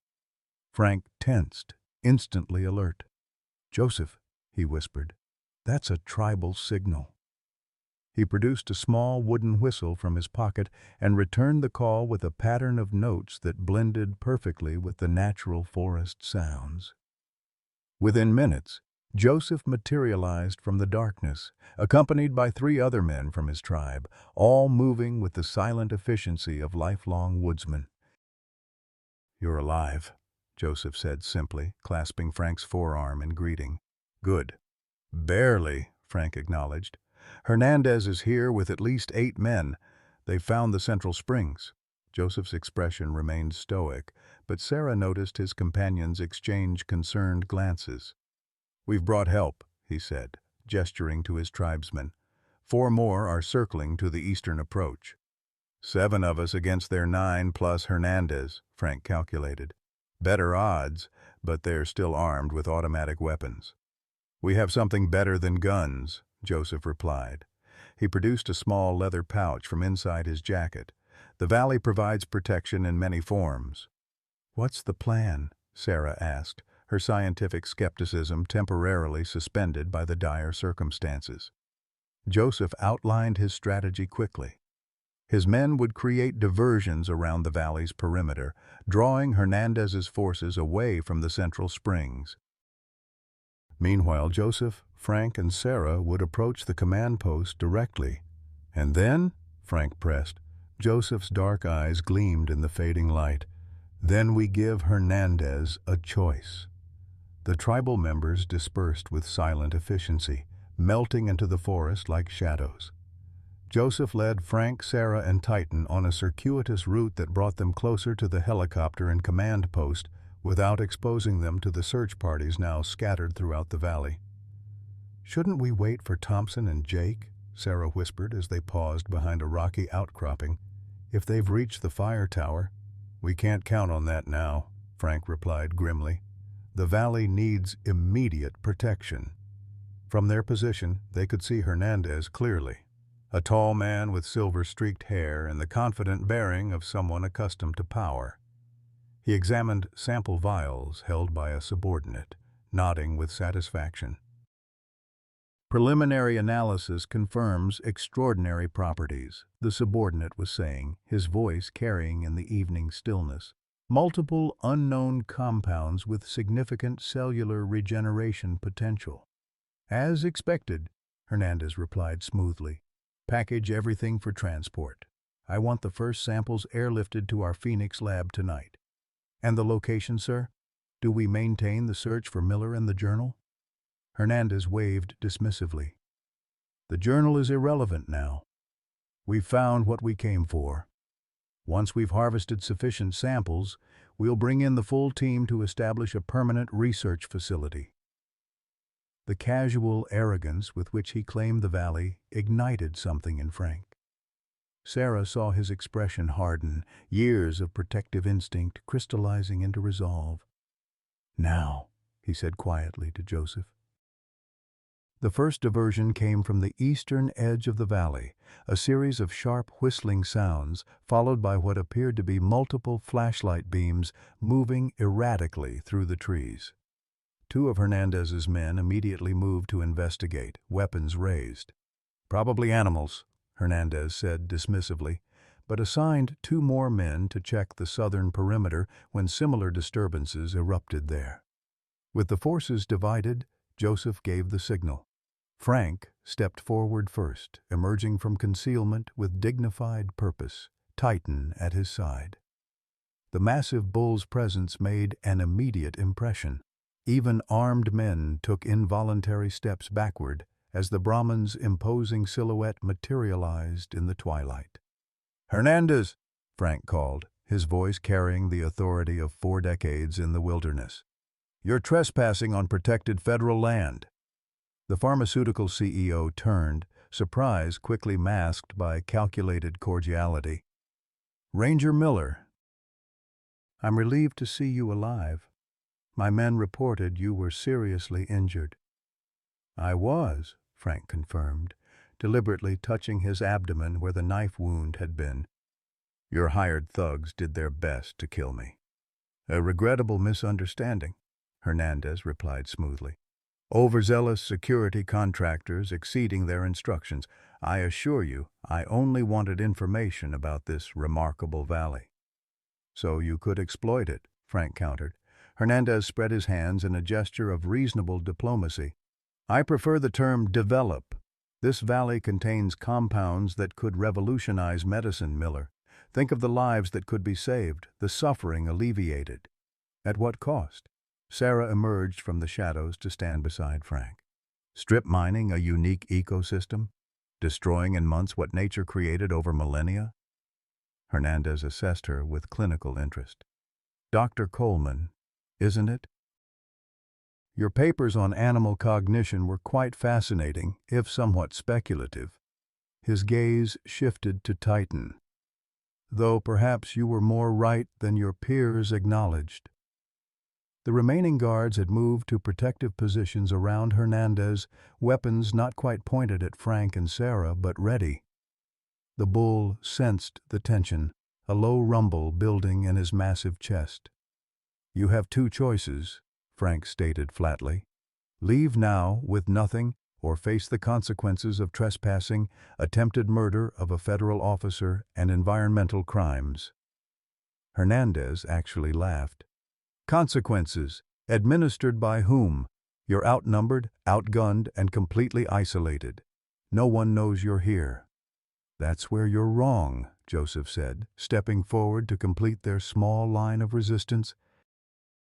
"The valley has many guardians." As if on cue, more disturbances erupted around the perimeter. Shouts of confusion from Hernandez's scattered men, strange lights appearing and disappearing among the trees, disorienting sounds echoing across the valley. Uncertainty flickered across Hernandez's confident facade. "Primitive theatrics won't change the facts. This discovery is worth billions. I won't be scared away by forest rangers and tribal superstitions." "It's not superstition that should worry you," Frank said quietly. "It's the water." Hernandez frowned. "What about the water?" "You've been collecting it, handling it, probably even testing it on yourself," Frank continued. "Did your preliminary analysis mention the compound that activates only when the water leaves the valley?" Sarah glanced at Frank, momentarily confused, then understood his strategy. Hernandez's scientific curiosity and greed were being turned against him. "What compound?" the CEO demanded, his composure cracking slightly. Joseph picked up the thread seamlessly. "Our people discovered it generations ago. The healing waters become something else beyond the valley's boundaries. Within days, those exposed develop symptoms no conventional medicine can treat." It was a bluff, a desperate one, but delivered with such conviction that doubt crept into Hernandez's expression. He turned to his scientific assistant. "Is this possible? Could we have missed a triggered compound?" The man looked uncertain. Our preliminary analysis was limited to standard properties, without comprehensive testing, which you haven't had time to conduct," Sarah interjected with professional authority. "As a biologist, I can tell you that geographically isolated ecosystems often develop unique defense mechanisms. Plants that appear beneficial can produce powerful toxins under specific conditions." Hernandez's confidence visibly wavered. Like many powerful men, his personal safety ranked far above abstract profits. "You're lying," he said, but without conviction. "Am I?" Frank challenged. "Test it. Take your samples to Phoenix. But remember, I warned you when your skin begins to change." The CEO's hand moved unconsciously to his wrist, where he had apparently touched the spring water during sample collection. For a man driven by scientific exploitation, the suggestion of unknown biological consequences struck a visceral chord. The psychological warfare might have continued, but fate intervened with spectacular timing. From beyond the valley rim came the unmistakable sound of helicopter rotors, not one but several aircraft approaching rapidly. "Your reinforcements?" Hernandez asked, recovering some confidence. Frank smiled for the first time that evening. "Not likely." Powerful searchlights swept the valley as 3 helicopters appeared overhead, 2 bearing Forest Service markings and 1 from the state police. An amplified voice boomed across the landscape. "This is the United States Forest Service. The area is surrounded. All unauthorized personnel must lay down weapons and surrender immediately." The transformation in Hernandez was immediate and remarkable. Corporate arrogance collapsed into calculating self-preservation. He turned to his remaining men with sharp commands. "Stand down. Collect only essential equipment. We're leaving." "Abandoning your billion-dollar discovery?" Frank asked mildly. Hernandez's expression hardened. "Postponing my interest, Miller. Don't mistake a strategic retreat for surrender. I have lawyers, political connections, and patience." He gestured to the helicopters now landing in the open area near his own craft. "This changes nothing in the long term." Before Frank could respond, Titan suddenly staggered, his massive frame swaying alarmingly. The bull made a low sound of distress, then collapsed heavily to the ground, legs buckling beneath him. "Titan!" Frank cried, all strategic concerns forgotten as he dropped to his knees beside his friend. "What's wrong, boy? What's happened?" Sarah knelt beside them, hands moving expertly over the bull's heaving sides. "He's burning up," she reported worriedly. "And look, the wound on his flank is infected." In the commotion and darkness, they hadn't noticed the deterioration of the injury Titan had sustained while protecting Frank. "But the valley water should have healed him," Frank said, confusion and fear evident in his voice. "They healed me." Joseph joined them, his expression grave as he examined the festering wound. "He never entered the springs himself," he realized aloud. "He led us there, watched over you, but never took healing for himself." The truth hit Frank with crushing force. Throughout their ordeal, Titan had focused entirely on saving him, ignoring his own injury until it had progressed too far. Now the mighty bull lay trembling on the ground, his breathing shallow, dark eyes glazed with pain but still fixed on Frank with unwavering loyalty. "No," Frank whispered, cradling the bull's massive head in his lap. "Not like this. Not after everything." Around them, the dramatic scene of law enforcement officers apprehending Hernandez's men faded to irrelevance. Sarah watched as the legendary bull whisperer of Blackwater Forest wept openly, decades of stoic ranger discipline crumbling in the face of losing his oldest friend. "The springs," she suggested desperately. "We could bring water to him, or try to move him." "Too late," Joseph said quietly, his hand on Titan's heaving side. "The infection has reached his heart. Even the valley's magic has limits." Frank seemed to age years in moments, his briefly rejuvenated vigor giving way to the true weight of his 65 years. "You saved me," he murmured to Titan, stroking the bull's broad forehead. "All these years you've saved me over and over. And now, when you needed me most—" Titan made a soft sound, almost like a sigh, and pressed his head more firmly against Frank's hand, offering comfort even as his own life ebbed away. The Forest Service personnel and state police had secured the area, Hernandez and his men disarmed and detained. Thompson appeared from one of the helicopters, followed by Jake, their mission to the fire tower apparently successful, but they paused at the perimeter of the small group gathered around the fallen bull, recognizing the gravity of the moment unfolding. "There has to be something we can do," Sarah insisted, professional detachment abandoned in the face of such profound injustice. "After all he's done, saving Frank, leading us here, protecting the valley, he can't just die." Joseph had been quietly removing items from his leather pouch. Now he looked up, his dark eyes reflecting both compassion and ancient knowledge. "There is one possibility," he said softly, "but it requires sacrifice." Frank looked up sharply. "What kind of sacrifice?" "The valley gives and takes in balance," Joseph explained, arranging small bundles of herbs around Titan's massive form. "Its greatest healing comes at greatest cost." "Whatever it is, I'll do it," Frank said without hesitation. Joseph nodded as if expecting this response. "The waters healed you, restored your strength and years. To transfer that healing to Titan, you must be willing to return what was given." The implication was clear, and Sarah gasped. "Frank, no. That would mean—" "My life for his," Frank finished calmly. "That's more than fair. Not your life," Joseph corrected. "But perhaps years you would have had. The balance must be respected." Frank didn't hesitate. "Tell me what to do."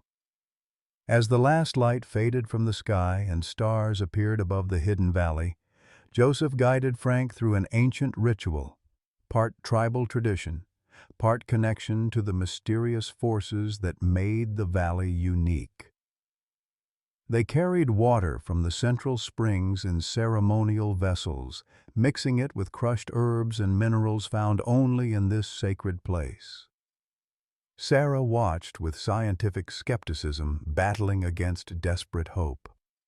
Around them, law enforcement officers maintained a respectful distance, somehow understanding that they were witnessing something beyond ordinary explanation.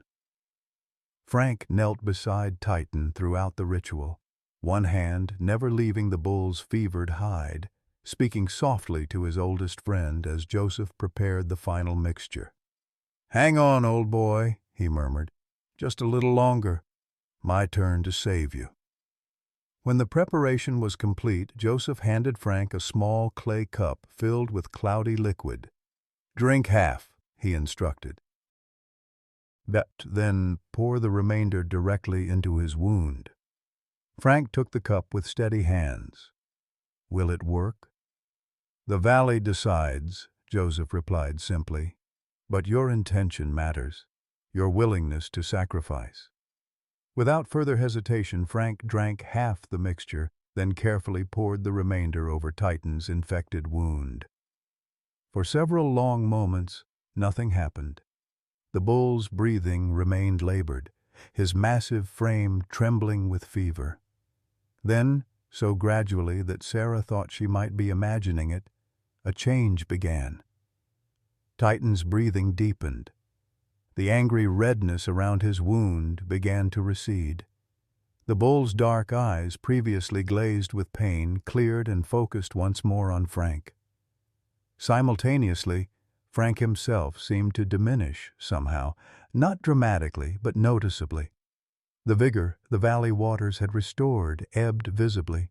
Lines deepened on his face. A slight tremor returned to his hands. The silver in his hair seemed more pronounced.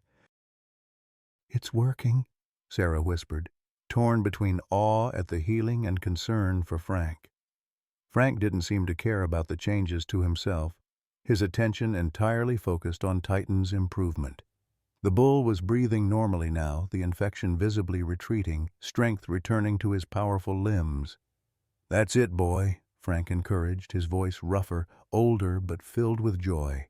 "Come back to me." With a monumental effort, Titan raised his massive head, then struggled to his feet, standing shakily at first, then with increasing steadiness. The bull turned to Frank, who had also risen, and the two stood face to face, the aging ranger and the massive Brahmin, connected by something deeper than words could express. "Worth it," Frank said simply, reaching out to stroke Titan's broad forehead. "Every day, every year. Worth it." As if understanding perfectly, Titan pressed his head against Frank's chest in a gesture of profound affection and gratitude. Around them, the valley seemed to pulse with approval, the very air charged with something ancient and powerful. The miracle unfolded under the starlit sky, witnessed by forest rangers, police officers, tribal guardians, and even the detained pharmaceutical CEO, whose expression suggested that for perhaps the first time he recognized something of greater value than profit.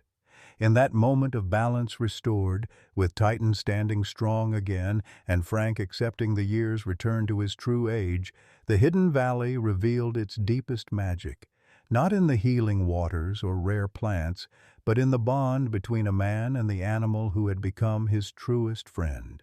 Dawn broke over the hidden valley, bathing the landscape in gentle golden light that transformed dew-covered plants into fields of diamonds.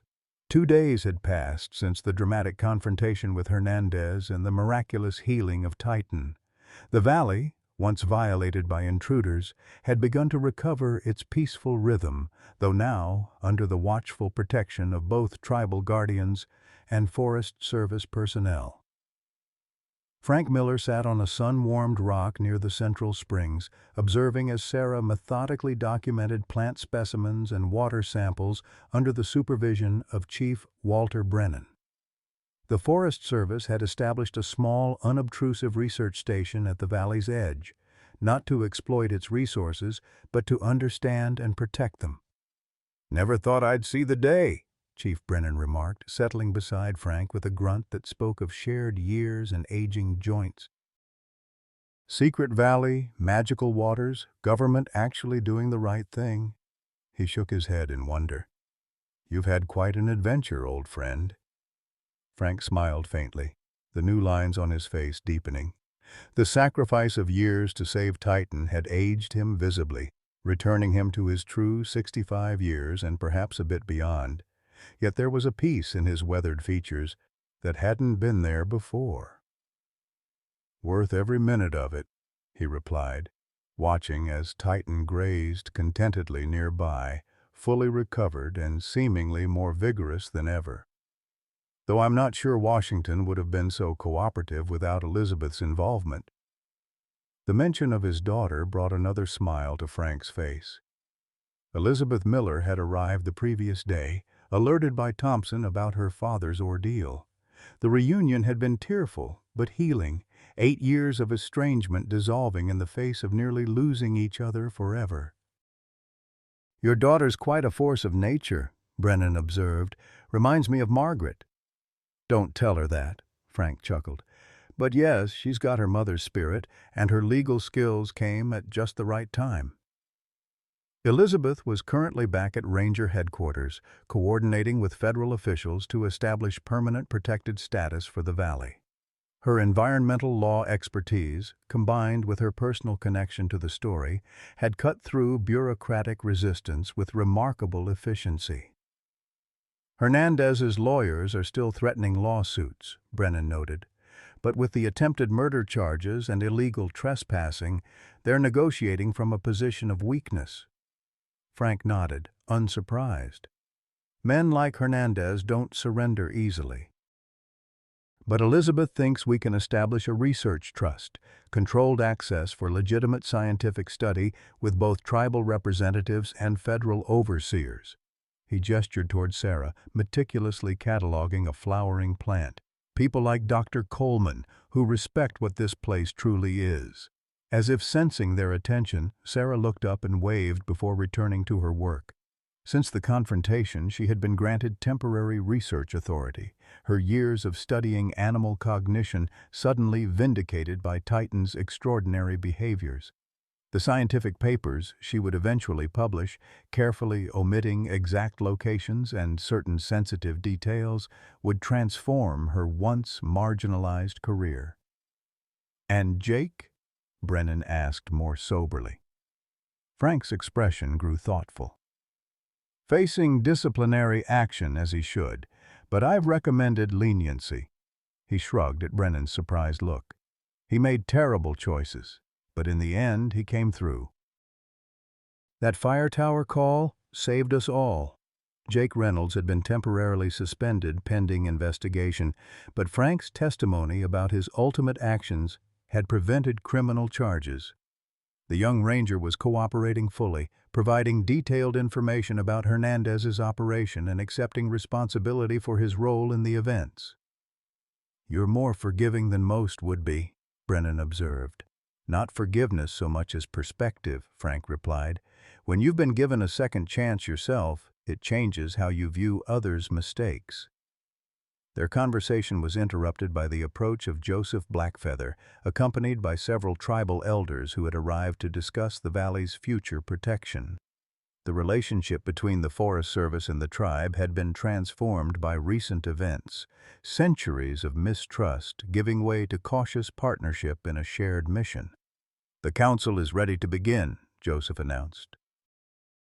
"They wish to hear your thoughts on how best to guard the valley's secrets while allowing its gifts to benefit those in need."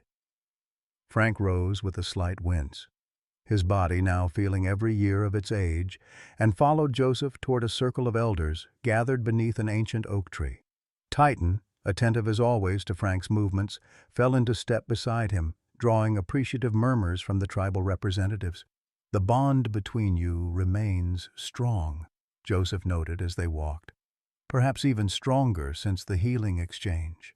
Frank nodded, resting his hand on Titan's broad shoulder. "Different, somehow. I can almost sense what he's thinking at times." He gave Joseph a self-conscious glance. "That sounds crazy, I know." "Not to my people," Joseph replied simply. "We have always understood that spirits connect in ways beyond words."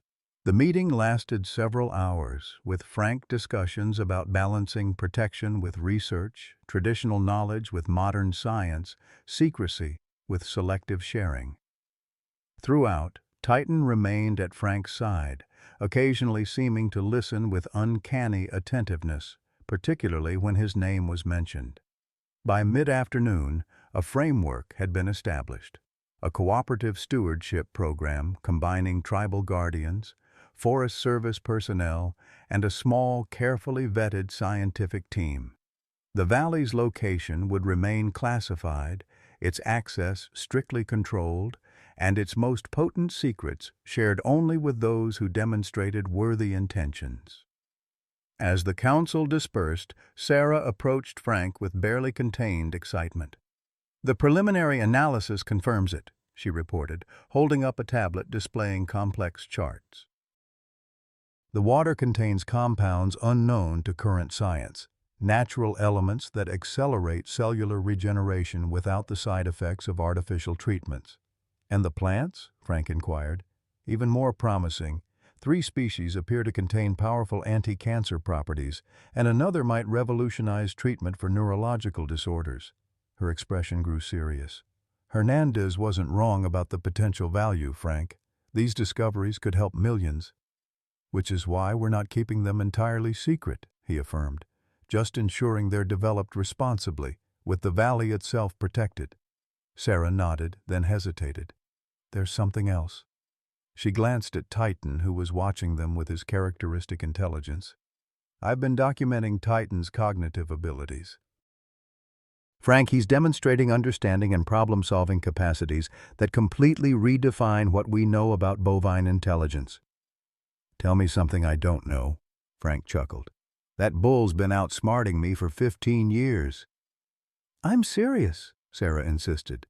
"The way he created diversions, protected you, led us through the forest. It suggests not just intelligence, but advanced reasoning, emotional comprehension, even empathy. It's unprecedented." Frank considered this, watching as Titan calmly returned his gaze. Maybe he's exceptional. Or maybe we've underestimated animals all along, seeing only what we expect to see. Both, perhaps, Sarah conceded. But there's more. The valley waters that healed both of you. I think they might have enhanced your connection somehow. The tribal elders mentioned something similar in their historical accounts. Before Frank could respond, a Forest Service helicopter appeared over the ridge, circling once before heading toward the small landing area established at the valley's edge. Elizabeth was returning from her meetings in Phoenix. Frank watched its approach with a mixture of anticipation and lingering amazement at the reconciliation with his daughter. 8 years of silence ended by near tragedy. Some wounds, it seemed, could only be healed by confronting mortality itself. "Dad!" Elizabeth called, hurrying toward him as soon as the helicopter touched down. Despite her professional appearance in a tailored suit, she embraced him with unrestrained affection. "Great news from Washington. We've secured emergency protected status for the entire area. No development, no exploitation, just research under strict ethical guidelines." "Your mother would be proud," Frank said softly, returning her embrace. Elizabeth stepped back, studying his face with concern. "You look tired. Are you feeling all right?" Frank nodded reassuringly. "Just old, sweetheart." "Which is exactly what I am." Her gaze shifted to Titan, who had approached with his usual calm dignity. Elizabeth reached out tentatively to stroke the bull's broad forehead. "I still can't believe all you've told me about him. If I hadn't seen it myself." "He's always been special," Frank said simply. "Just took extraordinary circumstances for everyone else to notice." As the afternoon progressed into evening, a small celebration developed at the research camp. Forest rangers, tribal members, and scientists sharing a meal and stories around a carefully managed fire. The mood was one of cautious optimism and newfound respect between groups that had often viewed each other with suspicion. Frank sat slightly apart, observing the gathering with quiet satisfaction. Titan rested beside him, the bull's massive presence a constant comfort. Both man and animal showed signs of fatigue from the day's activities, though Titan's recovery from his near-fatal infection seemed complete. Thompson joined them, offering Frank a plate of food. "Quite a change from where we were 3 days ago," he observed. "Fleeing through a storm, you half dead, all of us hunted." "Life turns on small moments," Frank replied, accepting the plate gratefully. "If Titan hadn't found you on the trail, or if Jake hadn't come clean about the fire tower communications, or if you hadn't trusted a bull to lead you through the wilderness," Frank added with a smile. They sat in companionable silence for a while, watching as Elizabeth engaged Joseph in deep conversation about tribal land rights, while Sarah explained something from her research to fascinated rangers. "What will you do now?" Thompson asked eventually. "With the valley secured and everything that's happened, will you finally retire for real?" Frank considered the question, unconsciously resting his hand on Titan's broad neck. "Not sure retirement suits me, but change might be in order." He nodded toward Elizabeth. "Might spend some time in Chicago, get to know my daughter again. She's mentioned needing environmental consultants for her firm." "And Titan?" Frank looked at the bull, who had raised his head at the mention of his name. "Where I go, he goes. Always has been that way." "A bull in Chicago," Thompson chuckled. "That'll raise some eyebrows." "We'll manage," Frank said confidently. "Might do the city folk some good to see what a real relationship with nature looks like." As darkness fell over the valley, the fire's glow illuminated the faces of those gathered, people from different backgrounds united by an extraordinary experience and a shared commitment to protecting something precious. Stars emerged overhead, brilliantly clear in the mountain air, reflecting in the still waters of the central lake. Frank felt a deep contentment settle in his chest. The valley was safe. His daughter had returned to his life, and Titan remained steadfastly by his side, their bond somehow deepened by their shared ordeal and mutual sacrifice. Later that night, when most had retired to their tents, Frank stood alone at the edge of the healing springs. The water gleamed with faint bioluminescence, an otherworldly beauty that still inspired awe despite everything he had witnessed. "I wondered if I'd find you here." Elizabeth's voice came softly from behind him. She joined him at the water's edge, wrapping a blanket around his shoulders against the mountain chill. "Couldn't sleep?" "Just thinking," Frank replied, grateful for her presence. "About time and choices and second chances." Elizabeth slipped her arm through his. "Mom used to say you thought too much. That your heart always knew the answer before your head caught up." Frank smiled at the memory. "Margaret was usually right." "Is that why you were willing to sacrifice years of your life for Titan?" she asked. "Your heart deciding before your head could argue?" "Some decisions don't need debate," Frank said simply. "He saved me. Many times in many ways. The years I gave back were already his by right." They stood in silence for a moment, watching the gentle movement of the spring waters. From the darkness behind them came Titan's familiar presence, the bull approaching with his characteristic quiet dignity to stand at Frank's other side.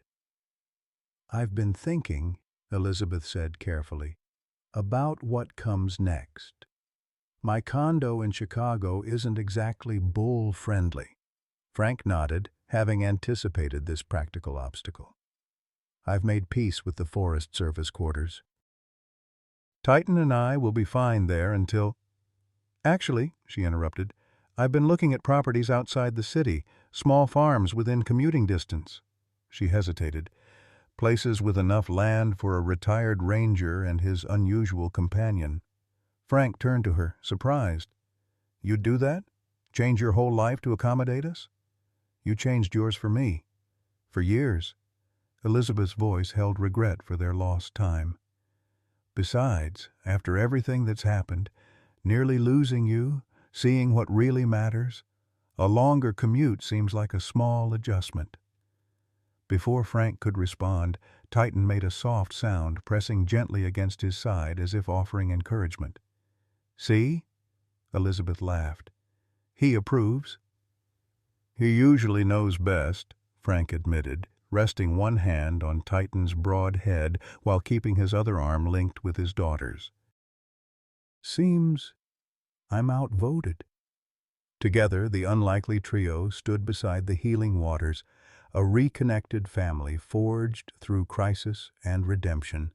Above them, the stars continued their ancient procession across the sky, while below, the hidden valley kept its ancient secrets, now guarded by those who understood their true value. In the peaceful silence, Frank felt something he hadn't experienced in years. Not just contentment, but genuine hope for the future. Whatever came next, they would face it together. An aging ranger, his estranged daughter returned, and a remarkable bull who had changed everything by simply refusing to abandon a friend in need. As if reading his thoughts, Titan raised his massive head toward the star-filled sky and made a sound. Not a bellow or a moan, but something almost like a sigh of satisfaction. Frank and Elizabeth exchanged smiles of understanding. No words necessary in this moment of perfect communion between species and generations. The valley had worked its deepest magic after all, not through its healing waters or rare plants, but through the bonds it had helped to forge and strengthen. Some miracles, Frank reflected, came not from mystical springs, but from the simple, profound choice to value loyalty above all else. That was the true gift Titan had shown them all, a lesson worth any sacrifice, any number of years. That love, whether between humans or across the boundaries of species, remained the most powerful healing force of all. 5 years had passed since the events at the Hidden Valley. Chicago's early autumn painted the suburban landscape in rich golds and fiery reds, a stark contrast to the arid Arizona mountains Frank Miller had called home for most of his life. The small farmhouse Elizabeth had purchased sat on 12 acres of rolling meadows and woodland, just under an hour's drive from her downtown law office, close enough for her career, yet far enough to provide the space her father and Titan needed. Frank stood on the wide front porch, a steaming mug of coffee warming his hands against the morning chill. At 70, the former ranger moved more slowly than he once had, the sacrifice of years to save Titan having added an extra burden of age. Yet there was a contentment in his weathered face that spoke of peace found after decades of struggle. "Dad?" Elizabeth emerged from the house, dressed in her professional attire but still carrying a hint of the wilderness in her confident stride. Thompson called. "The Valley Preservation documents are finally being signed today." Frank nodded, satisfaction warming him more than the coffee. 5 years of legal battles. Hernandez fought to the bitter end, and lost on every front, Elizabeth replied with professional pride. She had spearheaded the legal defense of the Valley, transforming her corporate law career into environmental advocacy in the process. The combined protected status is unprecedented, federal land with tribal co-management and a scientific research trust. They're calling it a new model for conservation. "Your mother would be proud," Frank said, a familiar refrain between them now. "She always said you'd change the world someday." Elizabeth smiled, checking her watch. "The university team is coming at 10 to examine Titan. Will you be okay with them? I can reschedule my court appearance if—" "We'll be fine," Frank assured her. "Sarah's leading the research team. Titan trusts her." Their conversation was interrupted by the approach of the very subject. Titan emerged from the large, customized barn that had been built to accommodate him, his massive frame moving with surprising grace across the morning damp grass. At 20 years old, the Brahman bull had defied veterinary expectations, showing remarkable vitality despite being well past the typical lifespan for his breed. "There he is," Frank said fondly as Titan approached the porch, "right on schedule for breakfast." The bull stopped at the porch steps, his dark, intelligent eyes moving between Frank and Elizabeth in what any observer would have recognized as conscious acknowledgement. The white star-shaped marking on his forehead had grown more pronounced with age, standing out starkly against his dark hide. "Morning, big guy," Elizabeth greeted, descending the steps to stroke his broad neck. What had once been an awkward interaction had evolved into genuine affection over their years together. "Ready for your checkup today?" Titan made a low sound that seemed almost conversational, leaning gently into her touch before turning his attention to Frank. "I'll leave you two to your routine," Elizabeth said, gathering her briefcase. "I should be home by 6, unless the Carson hearing runs long." After she departed, Frank and Titan settled into their comfortable morning ritual. The former ranger prepared the bull's specialized feed, while providing a running commentary about the day ahead, the weather, and reflections on their shared past. Anyone overhearing might have thought it odd, an elderly man having a one-sided conversation with a bull, but those who knew their story understood. "Sarah's bringing some new equipment today," Frank explained, setting down Titan's feed bucket. "Something about measuring cognitive responses. Don't worry, no needles or discomfort." "I wouldn't allow that." Titan ate methodically while Frank sat on a nearby stump, continuing their conversation between sips of coffee. This daily communion had become the cornerstone of his life, a relationship that transcended conventional understanding of human-animal bonds. By mid-morning, a university van pulled into the long driveway. Dr. Sarah Coleman emerged first, now a distinguished professor of comparative cognition at Northwestern University, her once controversial theories about animal intelligence having gained widespread acceptance following her published, though carefully redacted, studies of Titan. "Frank," she called warmly, embracing the elderly ranger, "you're looking well." "Liar," he replied good-naturedly. "But I appreciate the sentiment." Sarah laughed, then turned to Titan with professional interest tinged with genuine affection. "And how's our star subject today?" The bull approached her calmly, allowing her practiced hands to examine him briefly. "Still remarkable," she commented. "His physical condition defies everything we know about bovine aging." "The valley's gift keeps giving," Frank said quietly. It was their shorthand for the lingering effects of the healing waters, effects they studied but discussed only among those who had witnessed the events firsthand. Sarah's research team, 2 graduate students who had been carefully vetted and briefed on the sensitive nature of their work, began setting up equipment in the spacious paddock. Over the years, Sarah had documented Titan's extraordinary cognitive abilities through a series of increasingly sophisticated tests, publishing her findings in peer-reviewed journals while carefully omitting the more inexplicable aspects of his intelligence. "The latest brain activity scans have the neuroscience department buzzing," she told Frank as they watched the setup. "His neural pathways show patterns we've never seen in bovines, more complex even than primates in some areas, particularly those associated with memory and emotional processing." "Tell me something I don't know," Frank replied with a smile. "He remembers every trail we ever hiked together, recognizes people he hasn't seen in years."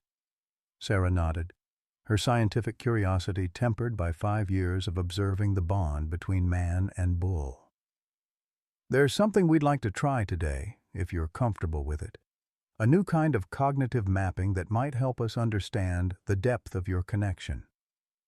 The test involved both Frank and Titan wearing non-invasive sensors that monitored their brain activity simultaneously as they interacted. For nearly 2 hours, Sarah's team collected data while Frank and Titan performed various tasks, some simple, like navigating a basic obstacle course together, others more complex, involving problem-solving and communication cues. "Extraordinary," one of the graduate students murmured, watching the real-time data streams. "There's synchronization in their neural patterns when they're working together, almost like they're sharing thoughts," Sarah finished quietly. "Yes, we've observed similar patterns before." Frank, overhearing this exchange, shared a knowing look with Titan. Some things science was only beginning to understand, but that they had lived for years. After the research team departed, promising to return the following month, Frank received an unexpected call. The ranger station at Blackwater Forest was holding a retirement ceremony for Chief Brennan, and Thompson had called to personally invite Frank to attend. "What do you think, old friend?" Frank asked Titan as they walked the property's perimeter that afternoon. "Feel up for a trip back to Arizona?" The bull's reaction was immediate and unmistakable. A lifted head, alert eyes, and an eager movement toward the barn where their traveling trailer was stored. "I'll take that as a yes," Frank chuckled. "Been a while since we've seen the old stomping grounds." That evening, over dinner, Frank discussed the proposed trip with Elizabeth. "Are you sure you're up for that journey?" she asked, concern evident in her voice. "It's a long drive, and your back has been troubling you." "We'll take it slow," Frank assured her. "And I'd like to see the valley again. It's been 3 years since our last visit." Elizabeth nodded, understanding the pull that place would always have on her father. "I have that environmental conference in Phoenix next month anyway. We could coordinate, make it a family trip." The word family hung in the air between them, a healing balm on old wounds. After 8 years of estrangement and 5 years of reconciliation, they had rebuilt something precious, a relationship stronger perhaps for having been broken and mended. "I'd like that," Frank said simply. 3 weeks later, Their caravan headed west, Elizabeth's SUV leading the way, followed by Frank driving the specialized truck and trailer that accommodated Titan comfortably. The journey took 5 days, with frequent stops to allow the bull to stretch his legs at prearranged locations, farms and ranches owned by Friends of the Valley Conservation Trust, who understood the special nature of their visitor. Blackwater Forest welcomed them with familiar majesty, the rugged landscape a stark contrast to their Midwestern home. The ranger station had changed little, though new faces populated most positions. Thompson, now Chief Thompson since Brennan's retirement, greeted them with bear hugs and a flurry of updates about old colleagues. The retirement ceremony for Brennan was held outdoors, allowing Titan to attend with minimal disruption. The bull's presence caused a stir among newer staff members, but old-timers greeted him like a returning hero, which in many ways he was. The story of the bull who saved the valley had become ranger station legend, growing more elaborate with each retelling. After the formal ceremonies concluded, Thompson approached Frank privately. "The tribal elders have requested your presence," he said quietly. "Joseph Blackfeather asked specifically for both you and Titan to visit the valley." Frank nodded, unsurprised. The connection between the valley, the tribe, and themselves had transcended ordinary relationships. "Tomorrow, then. Is the access path still maintained?" "Better than ever," Thompson confirmed. "The research station is fully operational now, but the elders still maintain the traditional shelters as well." The following morning, Frank, Elizabeth, and Titan made the journey to the Hidden Valley, accompanied by Thompson and Sarah, who had flown in specifically for this reunion. The path was indeed well maintained, though deliberately unmarked on any public maps. The valley's location remained classified, its wonders protected from exploitation. As they crested the final ridge, the valley spread before them in breathtaking beauty. 5 years of careful stewardship had enhanced rather than diminished its natural splendor. The central springs gleamed in the morning light, surrounded by plant species found nowhere else on Earth. A small, unobtrusive research facility nestled against the eastern slope, designed to blend with the landscape rather than dominate it. Titan stopped at the ridgeline, his head raised, nostrils flaring as he took in the familiar scents. Frank understood the bull's reaction perfectly. This place had changed both their lives irrevocably. "Welcome back," Joseph Blackfeather greeted them at the valley's entrance, his face more lined than Frank remembered, but his eyes still sharp and knowing. "The valley has been waiting for you." The tribal elder led them to the central springs where a small gathering of elders and scientists had assembled. The unlikely alliance between traditional knowledge and modern research had flourished over the years, producing medical breakthroughs that had benefited countless patients while preserving the valley's integrity. "We have something to show you," Joseph said, guiding them toward a newly constructed stone marker near the main spring. The simple monument bore an engraved image of a man and a bull standing side by side. "The Valley Guardians," Joseph explained.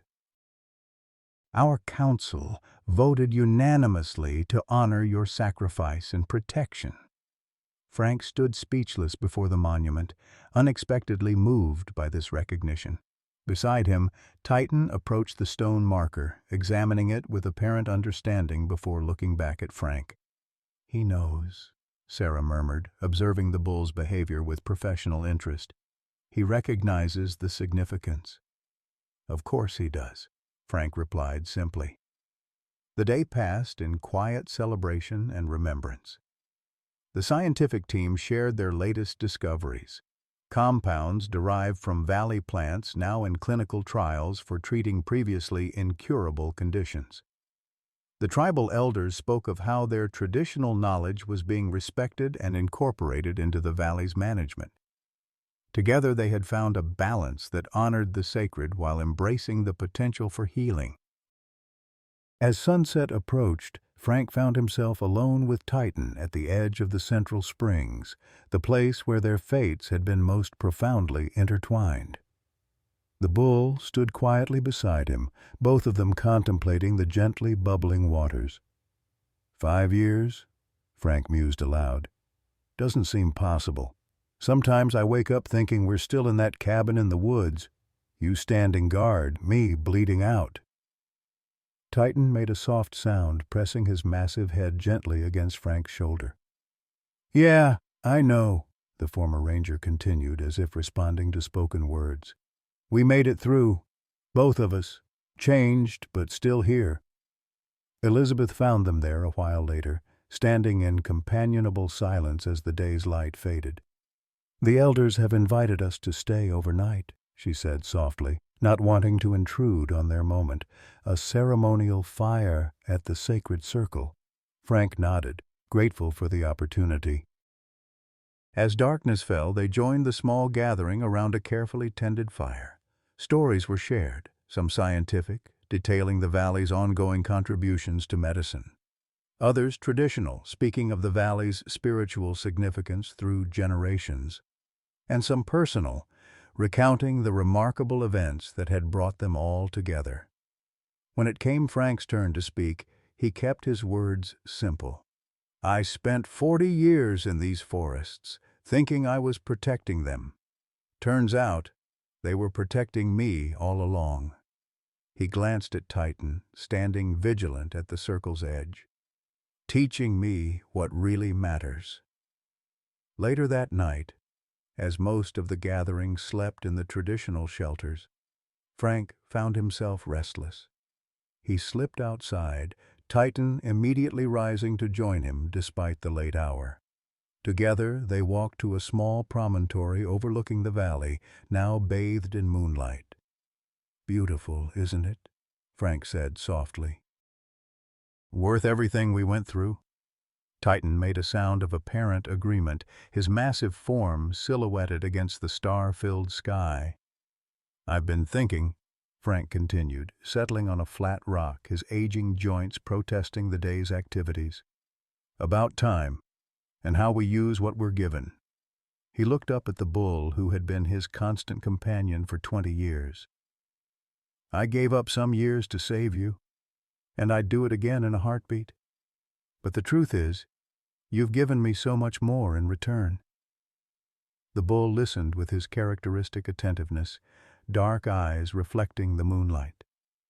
Before you, after Margaret died, I was just existing, going through the motions. You gave me purpose again. Frank's voice roughened with emotion. And then, when Elizabeth came back into my life because of everything that happened here, that was another gift I never expected. Titan moved closer, offering the comfort of his presence as he had countless times before. The thing is, Frank continued, I'm not afraid anymore, of aging, of what comes next. You showed me that the connections we make, that's what lives on. That's what matters. Their quiet communion was interrupted by soft footsteps. Elizabeth approached, wrapping a blanket around her father's shoulders against the mountain chill.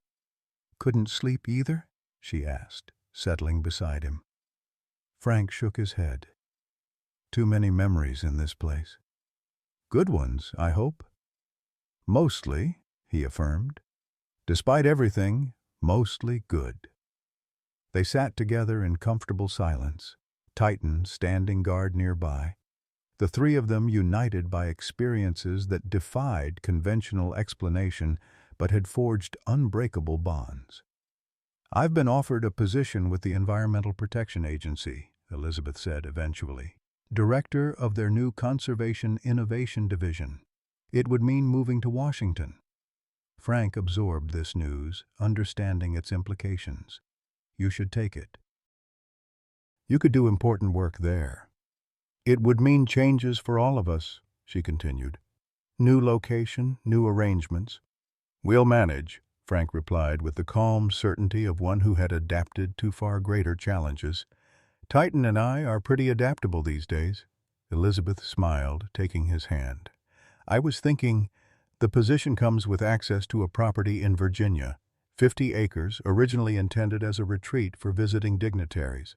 It has facilities that could be modified for Titan, and it's only 20 minutes from the office. Sounds like you've thought this through, Frank observed. I have, she admitted, but I wanted to feel this place again before making any decisions. Remember where it all started. Frank understood perfectly. The hidden valley would always be their touchstone, the place where a dying man, a loyal bull, and a long estranged daughter had found their way back to each other against impossible odds.